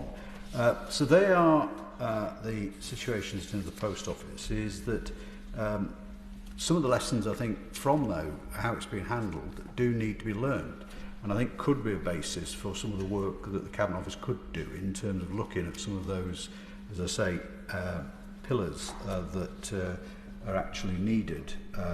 The other one which I think we've got to get to in all schemes, and it's certainly one of the Post Office, and that's that disclosure of information. And there are the issue in terms of the Post Office that have been notoriously slow in disclosing information which is needed to actually progress a claim. Has some of that been done deliberately? I think in the past it possibly was, but when you've got a situation where now records no longer exist, and I'm sure in the examples raised by the Honourable Member for Christchurch, some of those records do no longer exist. So what do you do then? Do you just say no one's got a claim? Well, no, I think you need to take quite a generous view in saying if the evidence is not there, but you can prove, for example, people have lost out because of damage from a scheme, and you can prove that they're not just making the thing up, then I think you've got to have some mechanism of dealing with those schemes, because otherwise you're going to have a system whereby the victims are going to feel that they're not going to get justice. And just an aside, actually, in the issue around the pre-horizon scheme, capture, it's very interesting. I have actually got more on the capture system than the Post Office have actually got. So I've got a full set of documents and all the software, all the floppy disks from the early capture cases. And when I went to put this to the Post Office, I said, where did you get that from? And I said, well, one of the victims who contacted me had a very assiduous wife, sadly Mrs. Tooby, who's no longer with us, who kept everything. But doesn't it say something when I've got more evidence than the actual Post Office? Now it gets back to the point which the Reverend Christchurch said about litigation. Well, how would you litigate that one? Because it's a pretty one-sided argument. The Post Office in those cases got no evidence at all. They knew it existed, but they certainly haven't got the volume of evidence and box of evidence that I've got on that side. So again, this idea of trying to avoid litigation, I think, should be part of the process, because, as the Honourable said in his contribution, that it's costly for the individual, and people haven't got access to that type of cash. And even if they have, it's costly to the government as well. and who wins? The lawyers. And it doesn't get the swift redress which I think is needed. And I think if you look at some of the other schemes that have been, it's like the Windrush scheme which you referred to, evidence there has been lost. So, set a system up which is actually looking at things like landing card records and things like all have been destroyed in terms of the Home Office. So how do you actually then, you've got to just take a sensible approach, I think, to this. And I think fair to him, I'll keep praising him, but the Honourable for Thurston Moorlands in terms of where the information doesn't exist, err on the side of the victim, not the we can't move this forward because we've got no evidence. I think that's been one of the problems, I think, with the Windrush scandal. The other scandal I'd like to refer to, which I've been involved in, is the LGBTQ veterans who were dismissed from service because of their sexuality. And this is a great example where you get the government setting the parameters of the inquiry before it's actually resolved. So we've got a ridiculous situation where, Lord Etherton, who did, got to say, a very good job in terms of his inquiry into those that were dismissed for their sexuality from the armed forces. But the government in advance said that the compensation had to be capped at £50 million. Well, I kept asking why £50 million.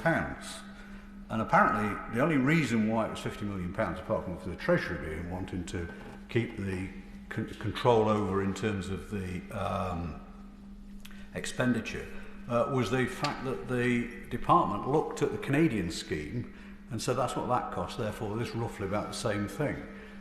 They did that before they actually set the inquiry up. So fair to Lord Etherton, he had no choice but just to recommend that £50 million.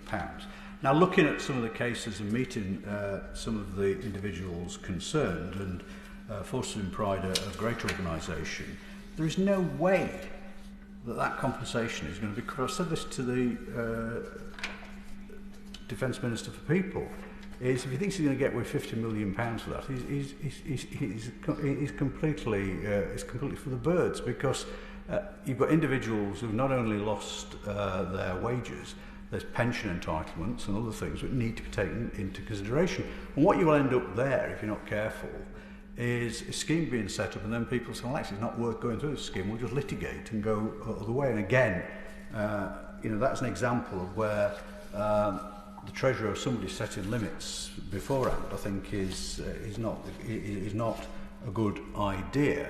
The other one is the effect of blood inquiry, which, again, I feel, and I understand the government are arguing that we've got to take time to make sure we do it properly. Yeah, I agree with all that. But bluntly, we know what it's about. It's about saving money, and it's possibly about kicking it in after the election, hoping it's going to be somebody else's problem to pick up. And is it going to be costly? Yes, it is. But by the nature of some of the damage that's been done to these individuals, I've got to say, I don't think any amount of compensation can, if you read some of the testimony from those contaminated blood victims, can ever replace the damage that's been done to those individuals and families. But it does help in terms of righting some of those wrongs. So I just think the government need to stop kicking this football around and ought to work on a cross-party basis to actually agree to get this forward. Because again, and we've seen it in the post office, and I think it was referred to earlier on by the Honourable Member for Tiverton and Halton, is the saddest thing I've come across in the post office Horizon scandal are individuals. How I got into this was through my constituent Tom Brown, who was a fantastic individual who fought very hard for determination that he hadn't stolen £84,000. But he passed away before Christmas. And what is sad, that, as the Honourable Member said, that we've got individuals who are dying before they at least get some redress for the harm that's done. That cannot be right. And certainly in terms of the infected blood victims, many more are going to pass away before they get that compensation. So I think out of the excellent report that the APPG has done is we need, I think, to, as I say, have those pillars that need to be built in terms of what are the framework that you can actually put in place when you have such a scam. And that's not got to apply to government, it's got to apply to the corporate world as well. We also, I think, need, and I don't know how, and I know the Honourable Lady who chairs the Public Accounts Committee is looking at this, is how we actually change the Treasury's mind to accept that you're going to get more of these in the future, whether you like it or not. So you might as well in the accounts put some consolidated funding aside for these types of compensation schemes. And if you have that framework and you have the Treasury thinking that we're going to actually have the money aside, at least then we could perhaps not keep reinventing things is what we are doing. And I think that is the sadness in terms of what we keep making the same mistakes over and over again. And it's both unjust for the victims, it's inefficient for government, and, sorry if I'm not keeping on about lawyers, it just feeds the legal profession to a point which, you know, it cannot be right that, as was said earlier on, that lawyers get more than the actual victims. I think we've got to approach this, and the APPG did this, and I think that this should be something that should be taken forward on a cross-party basis, because this is an issue which is not going to just affect this government but future governments as well. And I think across the House, most people want to ensure we have a system which ensures that people get compensated and are compensated when things go wrong. So I think some cross-party consensus on this across the House in designing a system or like I say, a framework, I think is something which I think would be worth doing. And it would be showing, I think, to the public, the point that the Honourable Member for Christchurch made, is that when people say that government and Parliament cannot actually do things, we can if we actually get our act together, but also work across to get the thing that I think we all need at the end of the day is redress for these individuals. Mr. Carmack. Thank you very much, Madam Deputy Speaker. It's a pleasure to follow the Right Honourable Gentleman. Small measure of trepidation as a recovering lawyer. It is 23 years since I left legal practice, so it does give me a certain perspective. He's absolutely right that essentially what we're talking about here is that imbalance of power that you have between the big corporates, the government bodies, the public bodies, and the individual private citizen. Beyond that, though, I think the real problem is the question of culture, because there's nothing in nature or in law that says that because you're a big corporate or a public regulator or a public body that you have to treat people badly. That is the choice of the people who then make up these bodies. The problem is not a new one. I've been reflecting as I've been listening to the debate this afternoon that not long after I was first elected to this House in 2001, one of the very first pieces of casework in which I became involved involved 36, I think, residents in the south end of Shetland who all had asbestos roofs that had failed following the grounding of the Braer off the south end of Shetland some 10 years earlier. Now, to the sort of casual observer, you might think it was a matter of common sense that these roofs worked perfectly functionally for years, for decades, and then suddenly you dump a tanker full of Gulfax crude on top of them and things start to go wrong. The problem was, of course, they didn't go wrong immediately. It took time for them to become their failure to become apparent, and as a consequence they were at the tail end of those who were claiming from the International Oil Pollution Compensation Fund. Everybody believed before the Braer that the sum put into the IOPC could never be reached, but of course the Braer maxed out the fund, and by the time the the asbestos roof claimants came along, there was no money left to pay the compensation. There was money, however, left to defend a court action, and that's what they did when my constituents raised action against them. I've never quite understood the judgment in the case, but they lost, and as a consequence, they were left having to carry their own losses, where I am certain that had there been more money in that fund right at the start, their losses would have been met. So yes, it's about the imbalance of culture, but it's also, the imbalance of power, but it's also about the culture of the organisation. And it requires an understanding on the part of the bodies, that, whether corporate or public, of the purpose for which they are there. And that's where I wish to draw the House's attention today. Last night, Madam Deputy Speaker, I was fortunate to host a showing upstairs of a BBC documentary entitled King of the Swindlers. The parallels between the Post Office Horizon scheme and the victims of that and the subject of the King of the Swindlers are there for all to see. But of course there are only a couple of hundred victims of the King of the Swindlers, whereas there are, as we know, thousands of sub-postmasters who were affected by Horizon.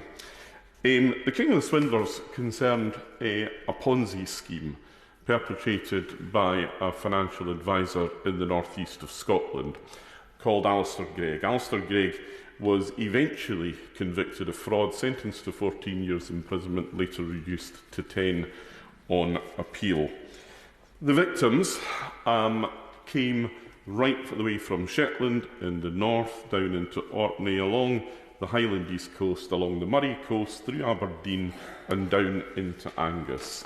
They were all people who had lived and worked as builders or tradesmen or shopkeepers, who had saved a bit here and there and had put their money into this Ponzi scheme and who then lost out. The particular constituent who first brought this to my attention lost out to the tune of £130,000, his mother £37,000.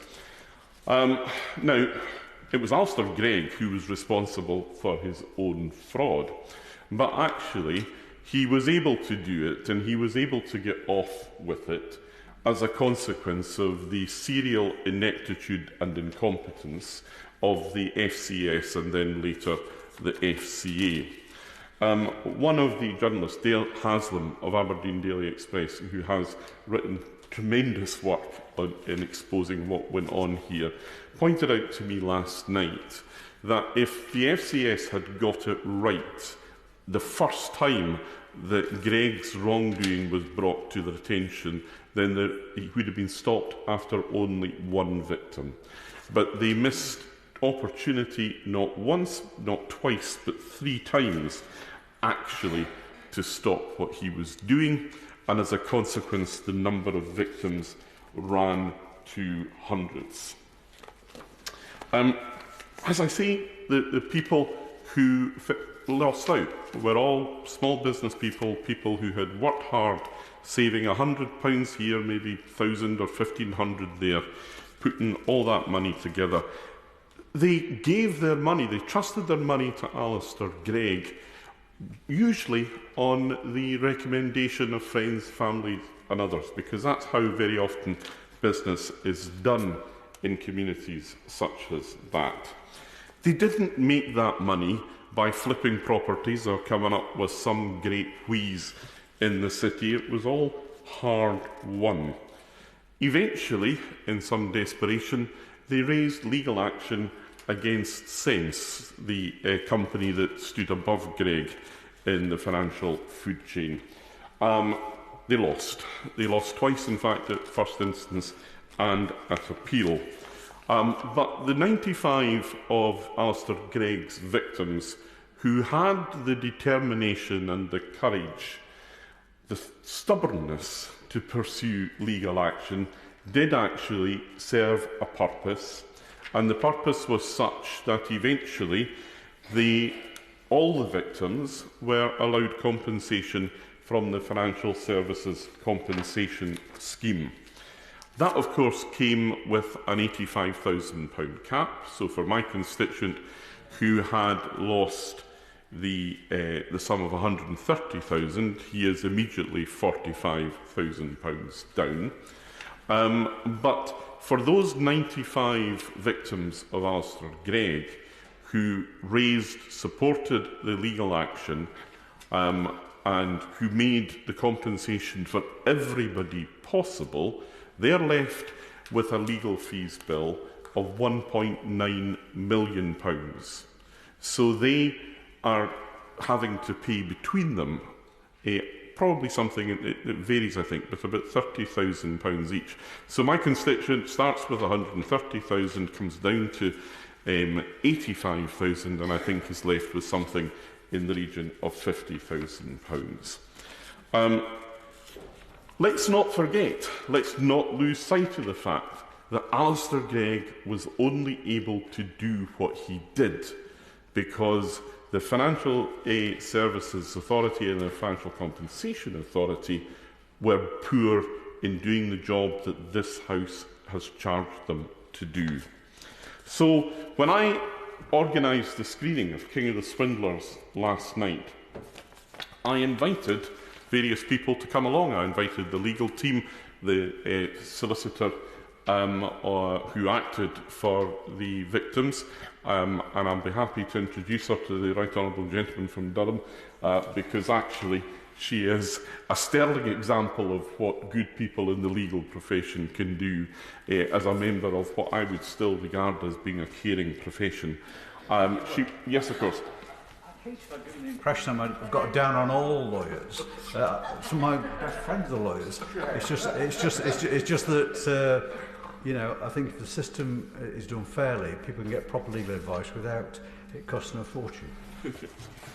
I don't actually disagree with that, and I saw enough of it in practice in my own time. And I mean, he knows my experience with the historic shortfall scheme and going in hand-to-hand combat with the lawyers who were instructed by Post Office there. And in fact, on that particular case, I have to say, we were able to make progress on my constituent because it was a local solicitor, Anne Robertson, a sole practitioner operating in Orkney, who took on one of the biggest city firms in London and left them running for cover as a consequence. You know, so I've kind of lost the thread of where I had got to now. They were left with the £1 million legal fee as a consequence of the fact that they were put into a position where, frankly, the inadequacy of the regulator left them with no option to do but what they did. We invited them to the showing last night, and having invited them in the middle of March, they replied to me last week in a letter to say, no, sorry, we've got nothing to add, we're not going to come. Foolishly, they gave me time to reply to that, and I had a telephone conversation then on a Friday night as I left Shetland on a ferry to go to Orkney with Chris Wilford, their Head of Public Affairs, and Mark Francis, the Director of Enforcement and Market Oversight. Apparently, the Director of Enforcement and Market Oversight is actually a proper job title. I thought it was just some sort of ironic term, but no, that's what he's got in his contract. And the response was, well, of course we're accountable, but we don't like being accountable to you. This is an informal process. All I was asking for them was to come along, sit in a room, watch a documentary along with the people who had lost their life savings to this man and explain the decision that they had taken. That was all they had to do. They could walk out the room at the end of the night and I would be able to ask no more of them. But they weren't even prepared to do that. You know, I had thought I was going to be up against some really slick types. I have to say, I've rarely come across two more nervous-sounding individuals in a long time. And eventually, you could be right. I doubt it. I'm sure my reputation is as a friendly and approachable character. But, you know, we went through this process, and eventually I said, if these people had not taken that court action, how much would anybody who was a victim of Alistair Gregg got back? And the silence was absolutely deafening. I let it run for as long as I could, and eventually I then said, well, I think I understand now why you are so reluctant to come to the House of Commons next Wednesday. The call didn't go on much after that, but I did say I think this requires to be escalated, and would you call me back on Monday with arrangements for me to speak to your Chief Executive? I didn't actually get a call back. I did get an email back on Monday saying, no, we've got nothing further to add. The Chief Executive of the Financial Conduct Authority is Nikhil Rathi. Interestingly, it's a job that commands a salary, or did a couple of years ago, of £455,000 per annum. So I think I calculated that the Prime Minister's salary is about 37% of what we pay the Chief Executive of the FCA. And it feels very often when you get into jobs like that, that the more you pay, the less you get. Because, you know, I compare the lack of moral courage of people like that to sit in a room with the people whose lives have been affected by the decision they've taken, and then contrast that to some of the people who were in the room last night. Philippa Han, the solicitor, Robert Morphy before her. The judge, at first instance, in the Sense case, wasn't going to turn up and discuss his debate, but he was there in the room. You know, we expect judges to plead the independence of the judiciary, and rightly so, but he was prepared, out of respect for what these people had been through, to turn up and to watch the documentary and to share the space with them. And I think that spoke well to his strength of character. The other person who was in the room was Judy Gregg. Judy Gregg is the ex-wife of Alistair Gregg, who was responsible for this. She divorced him after his crimes had come to light. He made himself bankrupt. She refused to do that, so she's ended up carrying some of his debt with her. She's 72 years old now. She's working in a supermarket still, but still supporting the people who were the victims of her husband's criminality. That's a remarkable strength of character. And you contrast the strength of character of Judy Gregg with people like the Chief Executive of the FCA, who, despite the very well-funded taxpayer salary that they get, simply lack the decency and the moral courage to sit down in a room with their victims.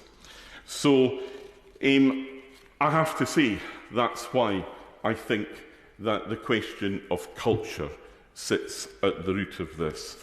And since I became interested in the last few days in the detail of what is going on in the FCA, I have to say I have found very little to offer me any sort of comfort at all.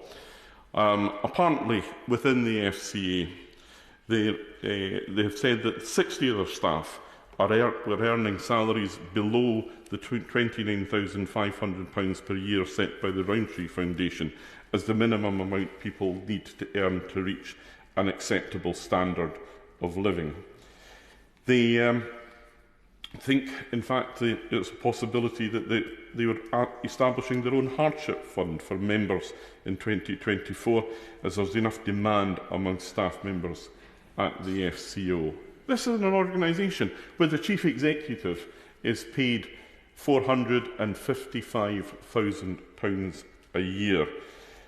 Some of the commentary in relation to the culture within the FCA is pretty damning. I read one online report, anonymous admittedly. A former colleague describes the CEO as, quote, a very high IQ but not as much EQ, emotional quotient. But culture comes, we know, from the top of an organisation downwards. And the union, Unite, who represent many of the workers there, talk about the toxic environment for staff representatives at the FCA who've been given minimal information by their bosses. Again, it comes to culture. And if it's the culture of how they treat their own staff, you see that then read across into the culture of how they treat those people like my constituents who find themselves in need of their services. We set up the FCA for a reason. We set up the FSCS for a reason. It was only supposed to be there if the FCA failed in any way. And of course, it is paid for by the companies in the financial services sector who are regulated. So they pay for this regulation and then they pay for the failure of that regulation. This is something which the government needs to look at soon and serious. And in the meantime, if the FCA want to do anything to persuade me or anybody else in this House that I'm wrong about the culture within that organisation, then the final sum of £1.9 million can go in a cheque to the 95 claimants who were the victims of Alistair Gregg and Midas Financial Services. Thank you, Madam Speaker. SNP spokesperson Chris Stevens. Well, thank you very much, Madam Deputy Speaker, and can I thank all honourable members this afternoon for a very thoughtful debate. I think I've enjoyed all the contributions and they've all raised, I think, very important injustices which have taken place. I'm going to confine my observations, Madam Deputy Speaker, to 4 issues: Windrush, Waspy, or the 1950s born women, Horizon and the infected blood scandal. And each one of them, I think, have demonstrated the hardship that they have caused, that each of them have been scandalous in their own way, that people caught up in these scandals have been treated and been given warm words but very little action, that they all have a miscarriage of justice, and because of the delays in redress, we find, unfortunately, that many of the victims are no longer with us because they have waited so long. And I do think that we should take some time to reflect on that during the debate, that there are people who have just not seen that justice and not seen redress and not seen that compensation. In relation, firstly, to the Waspy women, or the 1950s born women, Madam Deputy Speaker, we welcome the publication of the long overdue report by the PHSO, which has made findings of failings by the Department of Work and Pensions and has ruled that the women affected are owed compensation. However, it is staggering, frankly, as the Chief Executive of that organisation said, that the Department of Work and Pensions has clearly indicated that it will refuse to comply. This is unacceptable. The Department must do the right thing and it must be held to account for failure to do so. And I believe that if the will of this House is tested on that issue, I believe that they will join us all, and those of us who believe that the Department of Work and Pensions must acknowledge its failings and urgently deliver a fair and fast compensation scheme for those women affected. They could, of course, Madam Deputy Speaker, support the private member's bill in the name of my honourable friend for Kilmarnock and Loudoun, who is trying to force the government to publish proposals for that compensation scheme for women born in the 1950s.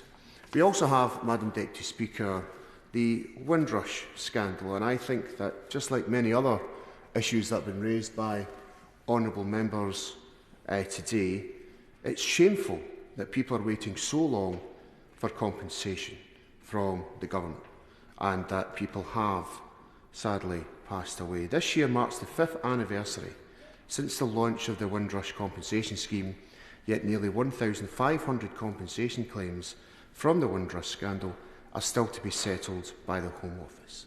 A great-grandfather who has helped advise thousands of victims of the Windrush scandal on compensation has said he fears the government is waiting for us to die off. And I think we see that phrase all too often when we're discussing issues like this, is that there's a very real sense from people that they believe the government is waiting for people to die off. The Windrush compensation scheme has been painfully slow, with 53 people having died whilst their claims have been processed. And of course I'll give them. What it also adds is to extra heartache, not just for the sad thing that the individuals die, but then, because there's usually a legacy case which then is passed on in a will, that then leads to further complication, further delay and agony to the families involved.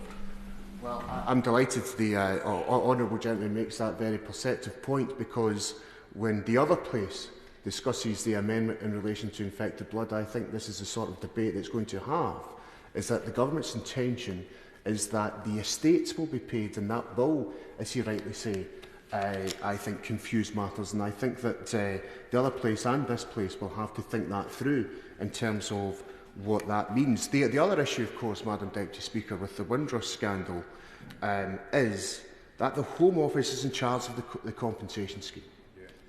Now, that really should be an independent body that administers that scheme. The government tried to do this with the infected blood scandal when they were very resistant to an independent arm's-length body being set up, despite Sir Brian Landslarf's recommendations. It was clear the government were nervous about that.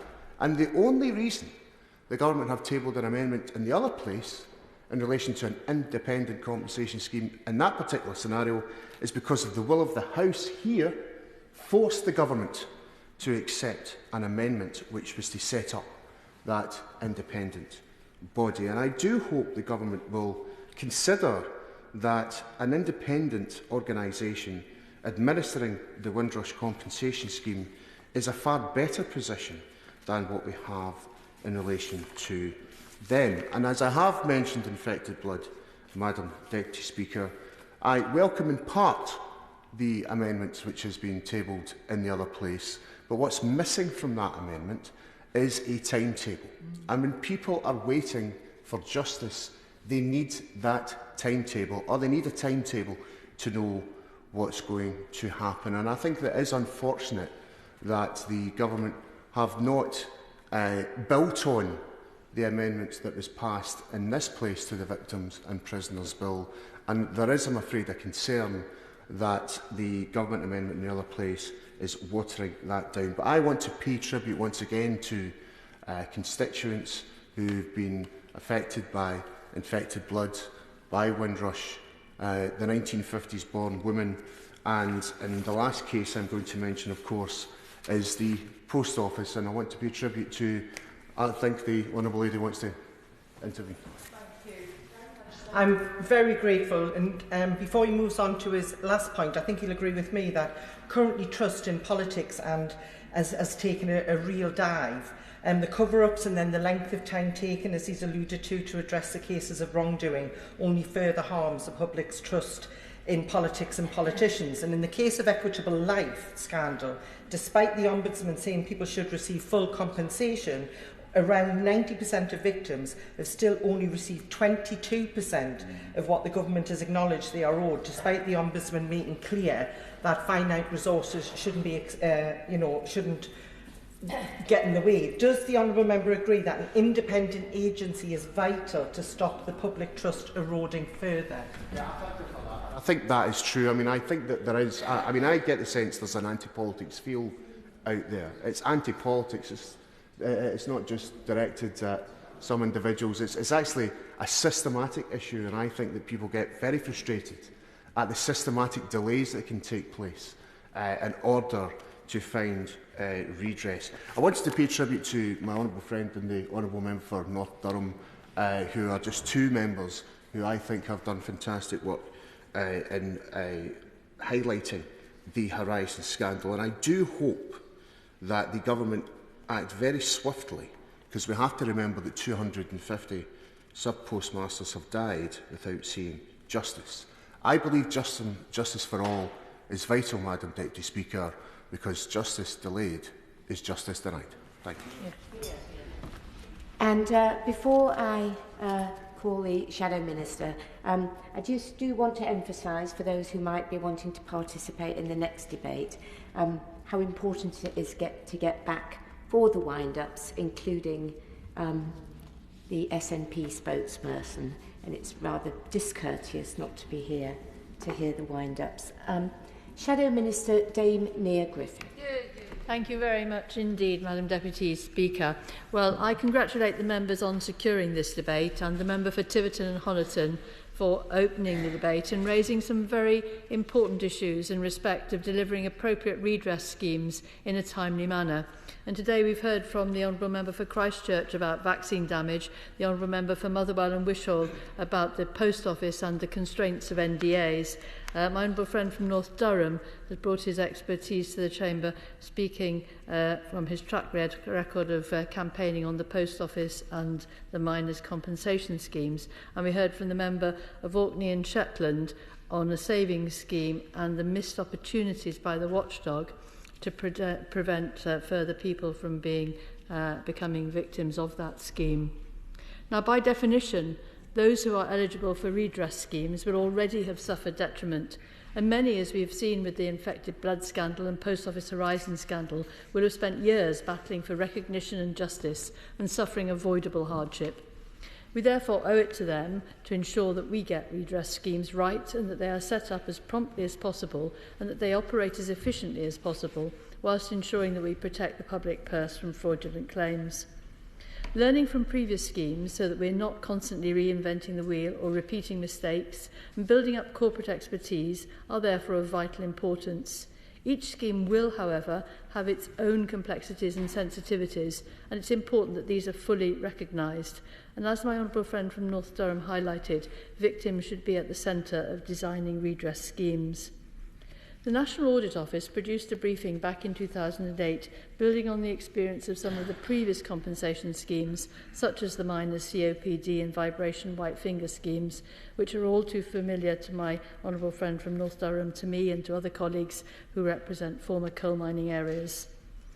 The NAO briefing stresses the importance of the right governance and project management, committing sufficient effort and appropriate skills to the setting up of schemes, considering the capacity needed and designing out the likely bottlenecks or delays, and being prepared to deal with external pressures.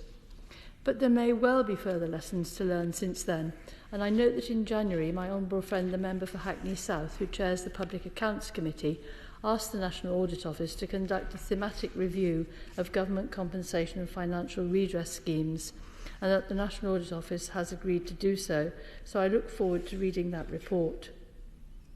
But sadly, as we have seen in instances such as Hillsborough, the infected blood scandal and the Post Office Horizon scandal, long before getting to any form of redress scheme, actually getting to the truth in the first place can be an uphill struggle, with victims vilified, shamed, shunned, imprisoned and financially ruined. Back on the 6th of December last year, when the government published its response to the Hillsborough report, those of us on this side of the House, along with the victims' families, were bitterly disappointed that the government stopped short of proposing a Hillsborough law, which is why I raised it at Prime Minister's questions that day. And as honourable members would have heard this week, when we mark the 35th anniversary since the Hillsborough tragedy, my right honourable friend, the Leader of the Opposition, raised it again with the Prime Minister yesterday, but still no positive response from the Prime Minister.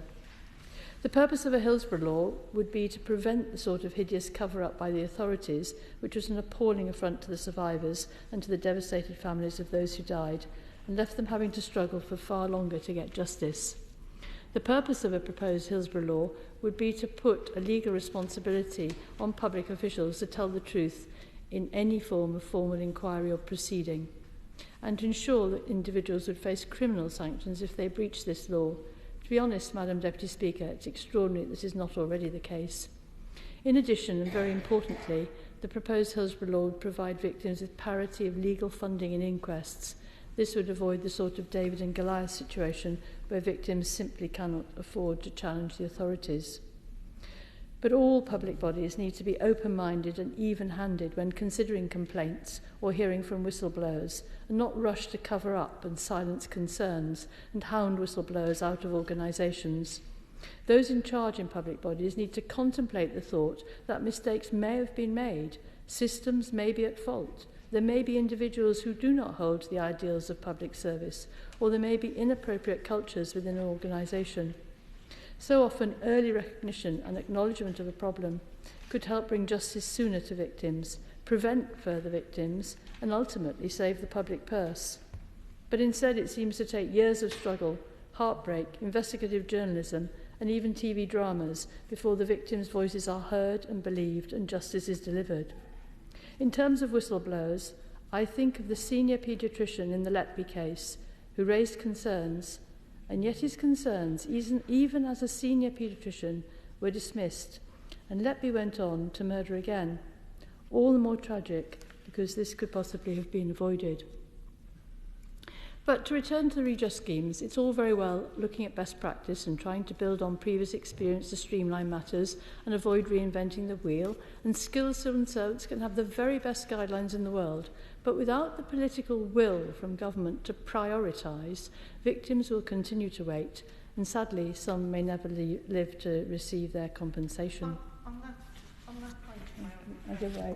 Give way. I'm very grateful.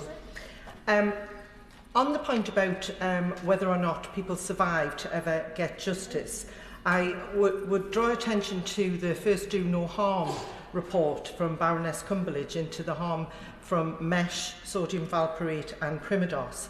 A lot of those victims are already dying in numbers as time goes by. My mum is one of those victims of mesh. She'll be 80 in January, and I hope she does live to see some compensation and redress. And does she agree with me that these things really have to be speeded up, because it is not fair when people are harmed, and in this case by the state, if you like, through medical interventions, that redress should be quick and forthcoming. My honourable friend makes a very, very important point. But recently we have seen this government dither and delay on 3 very high-profile examples of redress schemes. I'll turn first of all to the Windrush scandal, which revealed huge injustices that exist within our current citizenship and nationality system. The scheme was set up back in 2018, but a Home Affairs Committee report in 2021 pointed out that in early 2021, the average time from claim to payment was some 434 days. And even by February of this year, the Home Office's own data showed that some 14% of live claims are dragging on for more than 6 months. Now, as we've made clear in this House, Labour is determined to ensure that the Windrush generation families get the compensation and justice they were owed, and if necessary, we would place the Windrush compensation scheme outside of the Home Office if it continues to fail. Labour has plans to restart and improve community engagement and outreach work to encourage applications to the scheme and speed up compensation payments to ensure that every victim gets every penny of compensation they deserve. As part of our commitment to the recommendations of the Wendy Williams review, Labour would establish a Windrush Commissioner to monitor the compensation scheme and the re-establishment of the Major Change Programme and the Windrush unit within the Home Office, and also to be a voice for families affected so that we ensure that a scandal like Windrush can never happen again. I give way to my other friend. So my heart drops a bit to the idea of having another commissioner, but isn't it a point she made earlier on? Is that what you actually need is ministers who are actually going to drive it forward. And if you want a good example of that, it's actually Honourable Member for Malton and Thirsk, who I've called on a number of occasions the poacher term gamekeeper, who did excellent work in terms of the banking scandal. But the reason why that's been driven forward is because he's a minister who actually, one, cares about the victims and is actually prepared to actually make some very tough decisions within government. Indeed, without the political will, things cannot be driven forward, and as my honourable friend says, ministerial intervention is absolutely crucial. I turn now to the infected blood scandal, and we on this side of the House were very disturbed to hear the latest news yesterday evening that the government is yet again delaying the scheme by trying to remove from the Victims and Prisoners Bill the requirement to set up a scheme within 3 months of the bill becoming law. Yet another missed opportunity, yet another delay. It was back in 2022 that Sir Robert Francis KC produced his report, Compensation and Redress for the Victims of Infected Blood, Recommendations for a Framework. And then back in April of last year, a whole year ago, Sir Brian Langstaff produced his second interim report of the Infected Blood Inquiry. And as the Minister knows, there's absolutely no reason why the Government cannot go ahead with the setting up of a scheme before the publication of the final report on the 20th of May this year. On this issue, time is of the essence. Every week that passes without further government action matters. Those who are infected with contaminated blood are dying at a rate of 1 every 4 days. We in the Labour Party want to help ensure that justice and compensation for the victims and their families is delivered as a matter of utmost urgency. But we've still not heard from the Government on their final decision on compensation. They're telling us they will not make public any final details until after the publication of the final report in May. But I would urge the Government yet again to speed up the process of delivering justice to victims and their families, including getting on with the work needed to set up the structure of the compensation scheme so that victims can be compensated as soon as possible. Turning now to the Post Office Horizon scandal, the Post Office Offences Bill affords us the chance to make a huge stride in righting the wrongs of the past, and we on the Labour benches are pleased to give it our full support. In conclusion, Madam Deputy Speaker, it's been an interesting and informative debate. The Government should always be trying to learn from past experience and doing their utmost to get redress schemes right, making them transparent and easily accessible to victims whilst protecting the public purse. Thank you. Minister Alec Burke. Thank you very much, Madam Deputy Speaker, and it's a pleasure to be able to respond after a very thoughtful debate in which we've heard some really very good speeches, in which honourable members have had an opportunity to display the considerable expertise that they've built up, often whilst dealing with very difficult constituency casework. And it's a reminder to us all that we are here to serve the needs of our constituents and help them find redress when hardship and difficulties and sometimes the system get in their way. It was a pleasure too to hear from some experienced members of the House, hear them harking back to the glorious days when we had a full working Thursday. I share their desires for that, not just because we'd have had more people in this debate, and it was particularly good to hear the honourable member from North Durham in a very considered speech attack savagely lawyers, and I look forward to the leader of his party reading his remarks and considering them. We're here to debate today amongst the detail that's been raised, the all-party parliamentary group's diligent efforts in writing to the government with its thoughts about how we might make some general improvements. And the government very firmly believes that access to redress is fundamental in upholding justice and fairness within our society. It's imperative that individuals have avenues to seek recourse when they've been wronged or harmed. And recognising this, the schemes in which the government provides redress are numerous. Indeed, this government has done more than most in the past few years to address historic wrongs. In 2017, the Infected Blood Inquiry was set up. In October 2022, interim payments £100,000 were paid to everyone on the UK Infected Blood Support Scheme. 2019, the Windrush programme was set up. 2020, the Horizon Shortfall Scheme. 2021, the Overturned Conviction Scheme and the LGBT Veteran Scheme. 2023, the Group Litigation Order Compensation Scheme. And yesterday, my right honourable friend, the Paymaster General, set out our next steps in supporting the victims of the infected blood scandal. The government has been steadfast in its commitment to providing diverse compensation schemes that cater to varying needs and circumstances, and we remain committed to upholding the rule of law and ensuring that all citizens have access to effective mechanisms for resolving grievances and holding institutions accountable. There's rightly considerable interest across this House in how we can ensure best practice. And I'm grateful to be able to engage with some of those ideas today. Now, acknowledging the interesting ideas mooted by the APPG, which are worthy of consideration, I think we should also sound a note of caution, because we must be very wary of any approach which would set up a uniform system to redress and compensation. Each set of circumstances is often very different. Schemes need to be capable of reflecting those differences in order to make sure that the individuals affected get the best redress possible.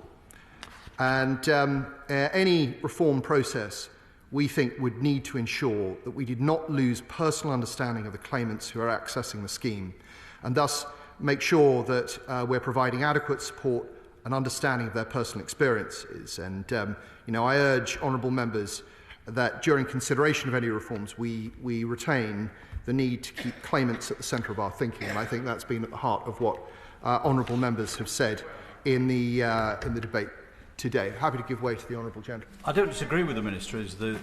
First, I agree with him in terms of victims should be at the centre, but I also agree that no two schemes are ever going to be perfectly the same.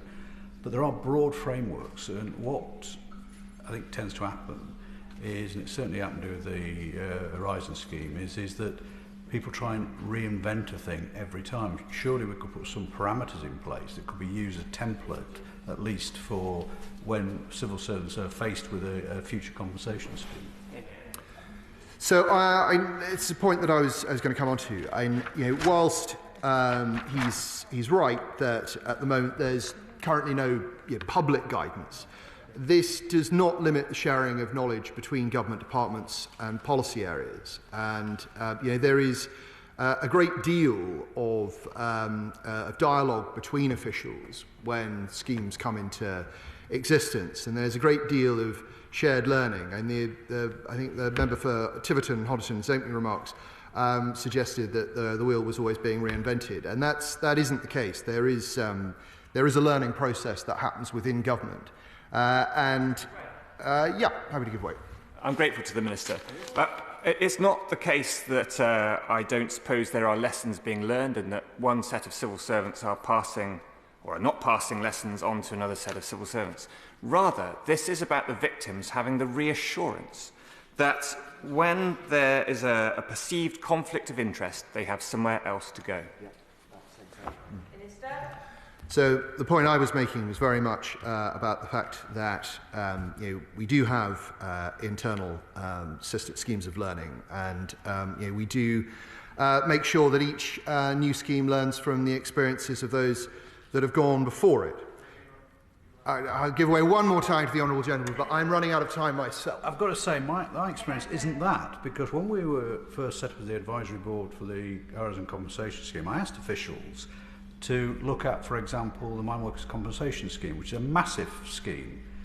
The problem is the turnover of civil servants, corporate knowledge is lost. What you need within the departments is actually, through the Cabinet Office possibly, is some central held corporate knowledge. Otherwise, if you leave it to departments, it won't happen, because people do leave.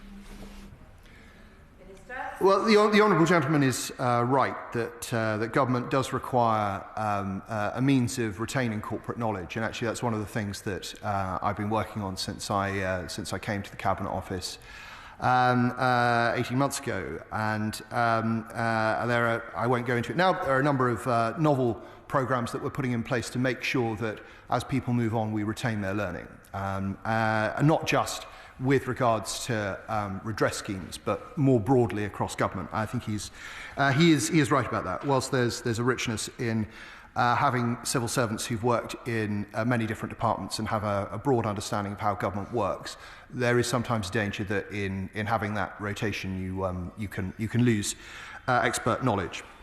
Madam Deputy Speaker, I will move on, if I may, just to talk a little bit about the major schemes that the government currently has underway, and to note some of the progress that has been made. In regard to the Horizon IT scandal, let me reassure the House the Government's determined that postmasters receive the compensation that they deserve. As of the 31st of March this year, approximately £190 million has been paid to over 2,800 claimants across 3 schemes. £111 million on the Horizon Shortfall Scheme, £39 million for all payments including interim payments on the Group Litigation Order Scheme, and £41 million total value of all payments, further interim payments for the overturned convictions. In regard to the Windrush scandal, as of February this year, the Home Office had paid over £83 million across 2,307 claims. And on infected blood, as I mentioned earlier, the Government has paid over £400 million in interim compensation to those infected and bereaved partners registered with existing support schemes since 2022. On some of the specific points made by other contributors, my honourable friend from Christchurch alas ascribes to me greater power than I possess, and I'm unable to today respond formally to the Cumberledge Review. But he will be aware that the Government is in the midst of very serious consideration of those findings and recommendations, and he will, I know, hold our feet to the fire in making sure that that formal response comes soon. I want to go back one more time to the honourable member from North Durham, because I'm grateful to him for the acknowledgement he made of the work done by my honourable friend from Thirsk and Malton. My comments about his comments about lawyers aside, I very much agree with him that we need schemes that reduce the opportunities for legal opportunism. I think we do owe that to our constituents and our taxpaying constituents, and also to those who have been wronged. So I think I'll end by saying that the Government understands that there are broad lessons to be learned from inquiries from schemes that have gone on in the past, but also from the 4 big schemes that are currently underway. It will also be necessary for us to consider the response of the NAO to the National Audit Office to the letter written by the Chair of the Public Accounts Committee earlier this year, so that we can come to a better sense of understanding of how we can build on the good work that's already been done to help our constituents when similar wrongs befall them in the future. Richard Ford, to wind up. Thank you, Madam Deputy Speaker, and I'm very grateful to all members who participated in the debate today, often prompted by conversations that they've had with individuals in their constituencies, and so paying great heed to often the cases of just one person. There have been 1 or 2 positive developments around accessing compensation in recent years, and so, for example, interim compensation awards that we heard about have helped to speed up redress. But there are still some serious problems that are common to so many of the cases that we've used to highlight this problem this afternoon. We cannot have any longer the same organisations that are responsible for the original harm, responsible also for adjudicating what is fair compensation. Even in cases where there isn't a conflict of interest, victims might perceive that there is, and as we've heard, they have nowhere else to go. So there needs to be the right of appeal. We cannot have the ludicrous situation in which an individual or a small business that was subject to, let's say, mis-selling has no recourse but to go back to the very bank that lent them the money in the first place. We need an independent, expert, arm's-length body. This could oversee redress schemes and would provide a cost-effective way to tackle mass scandals. It would ensure speedy resolutions that place the burden on those who committed the wrongdoing, not the victims who are caught up in these appalling situations. The recommendations from the APPG for business banking are an excellent way of introducing this framework, and I'd like to conclude by thanking all members who took part today.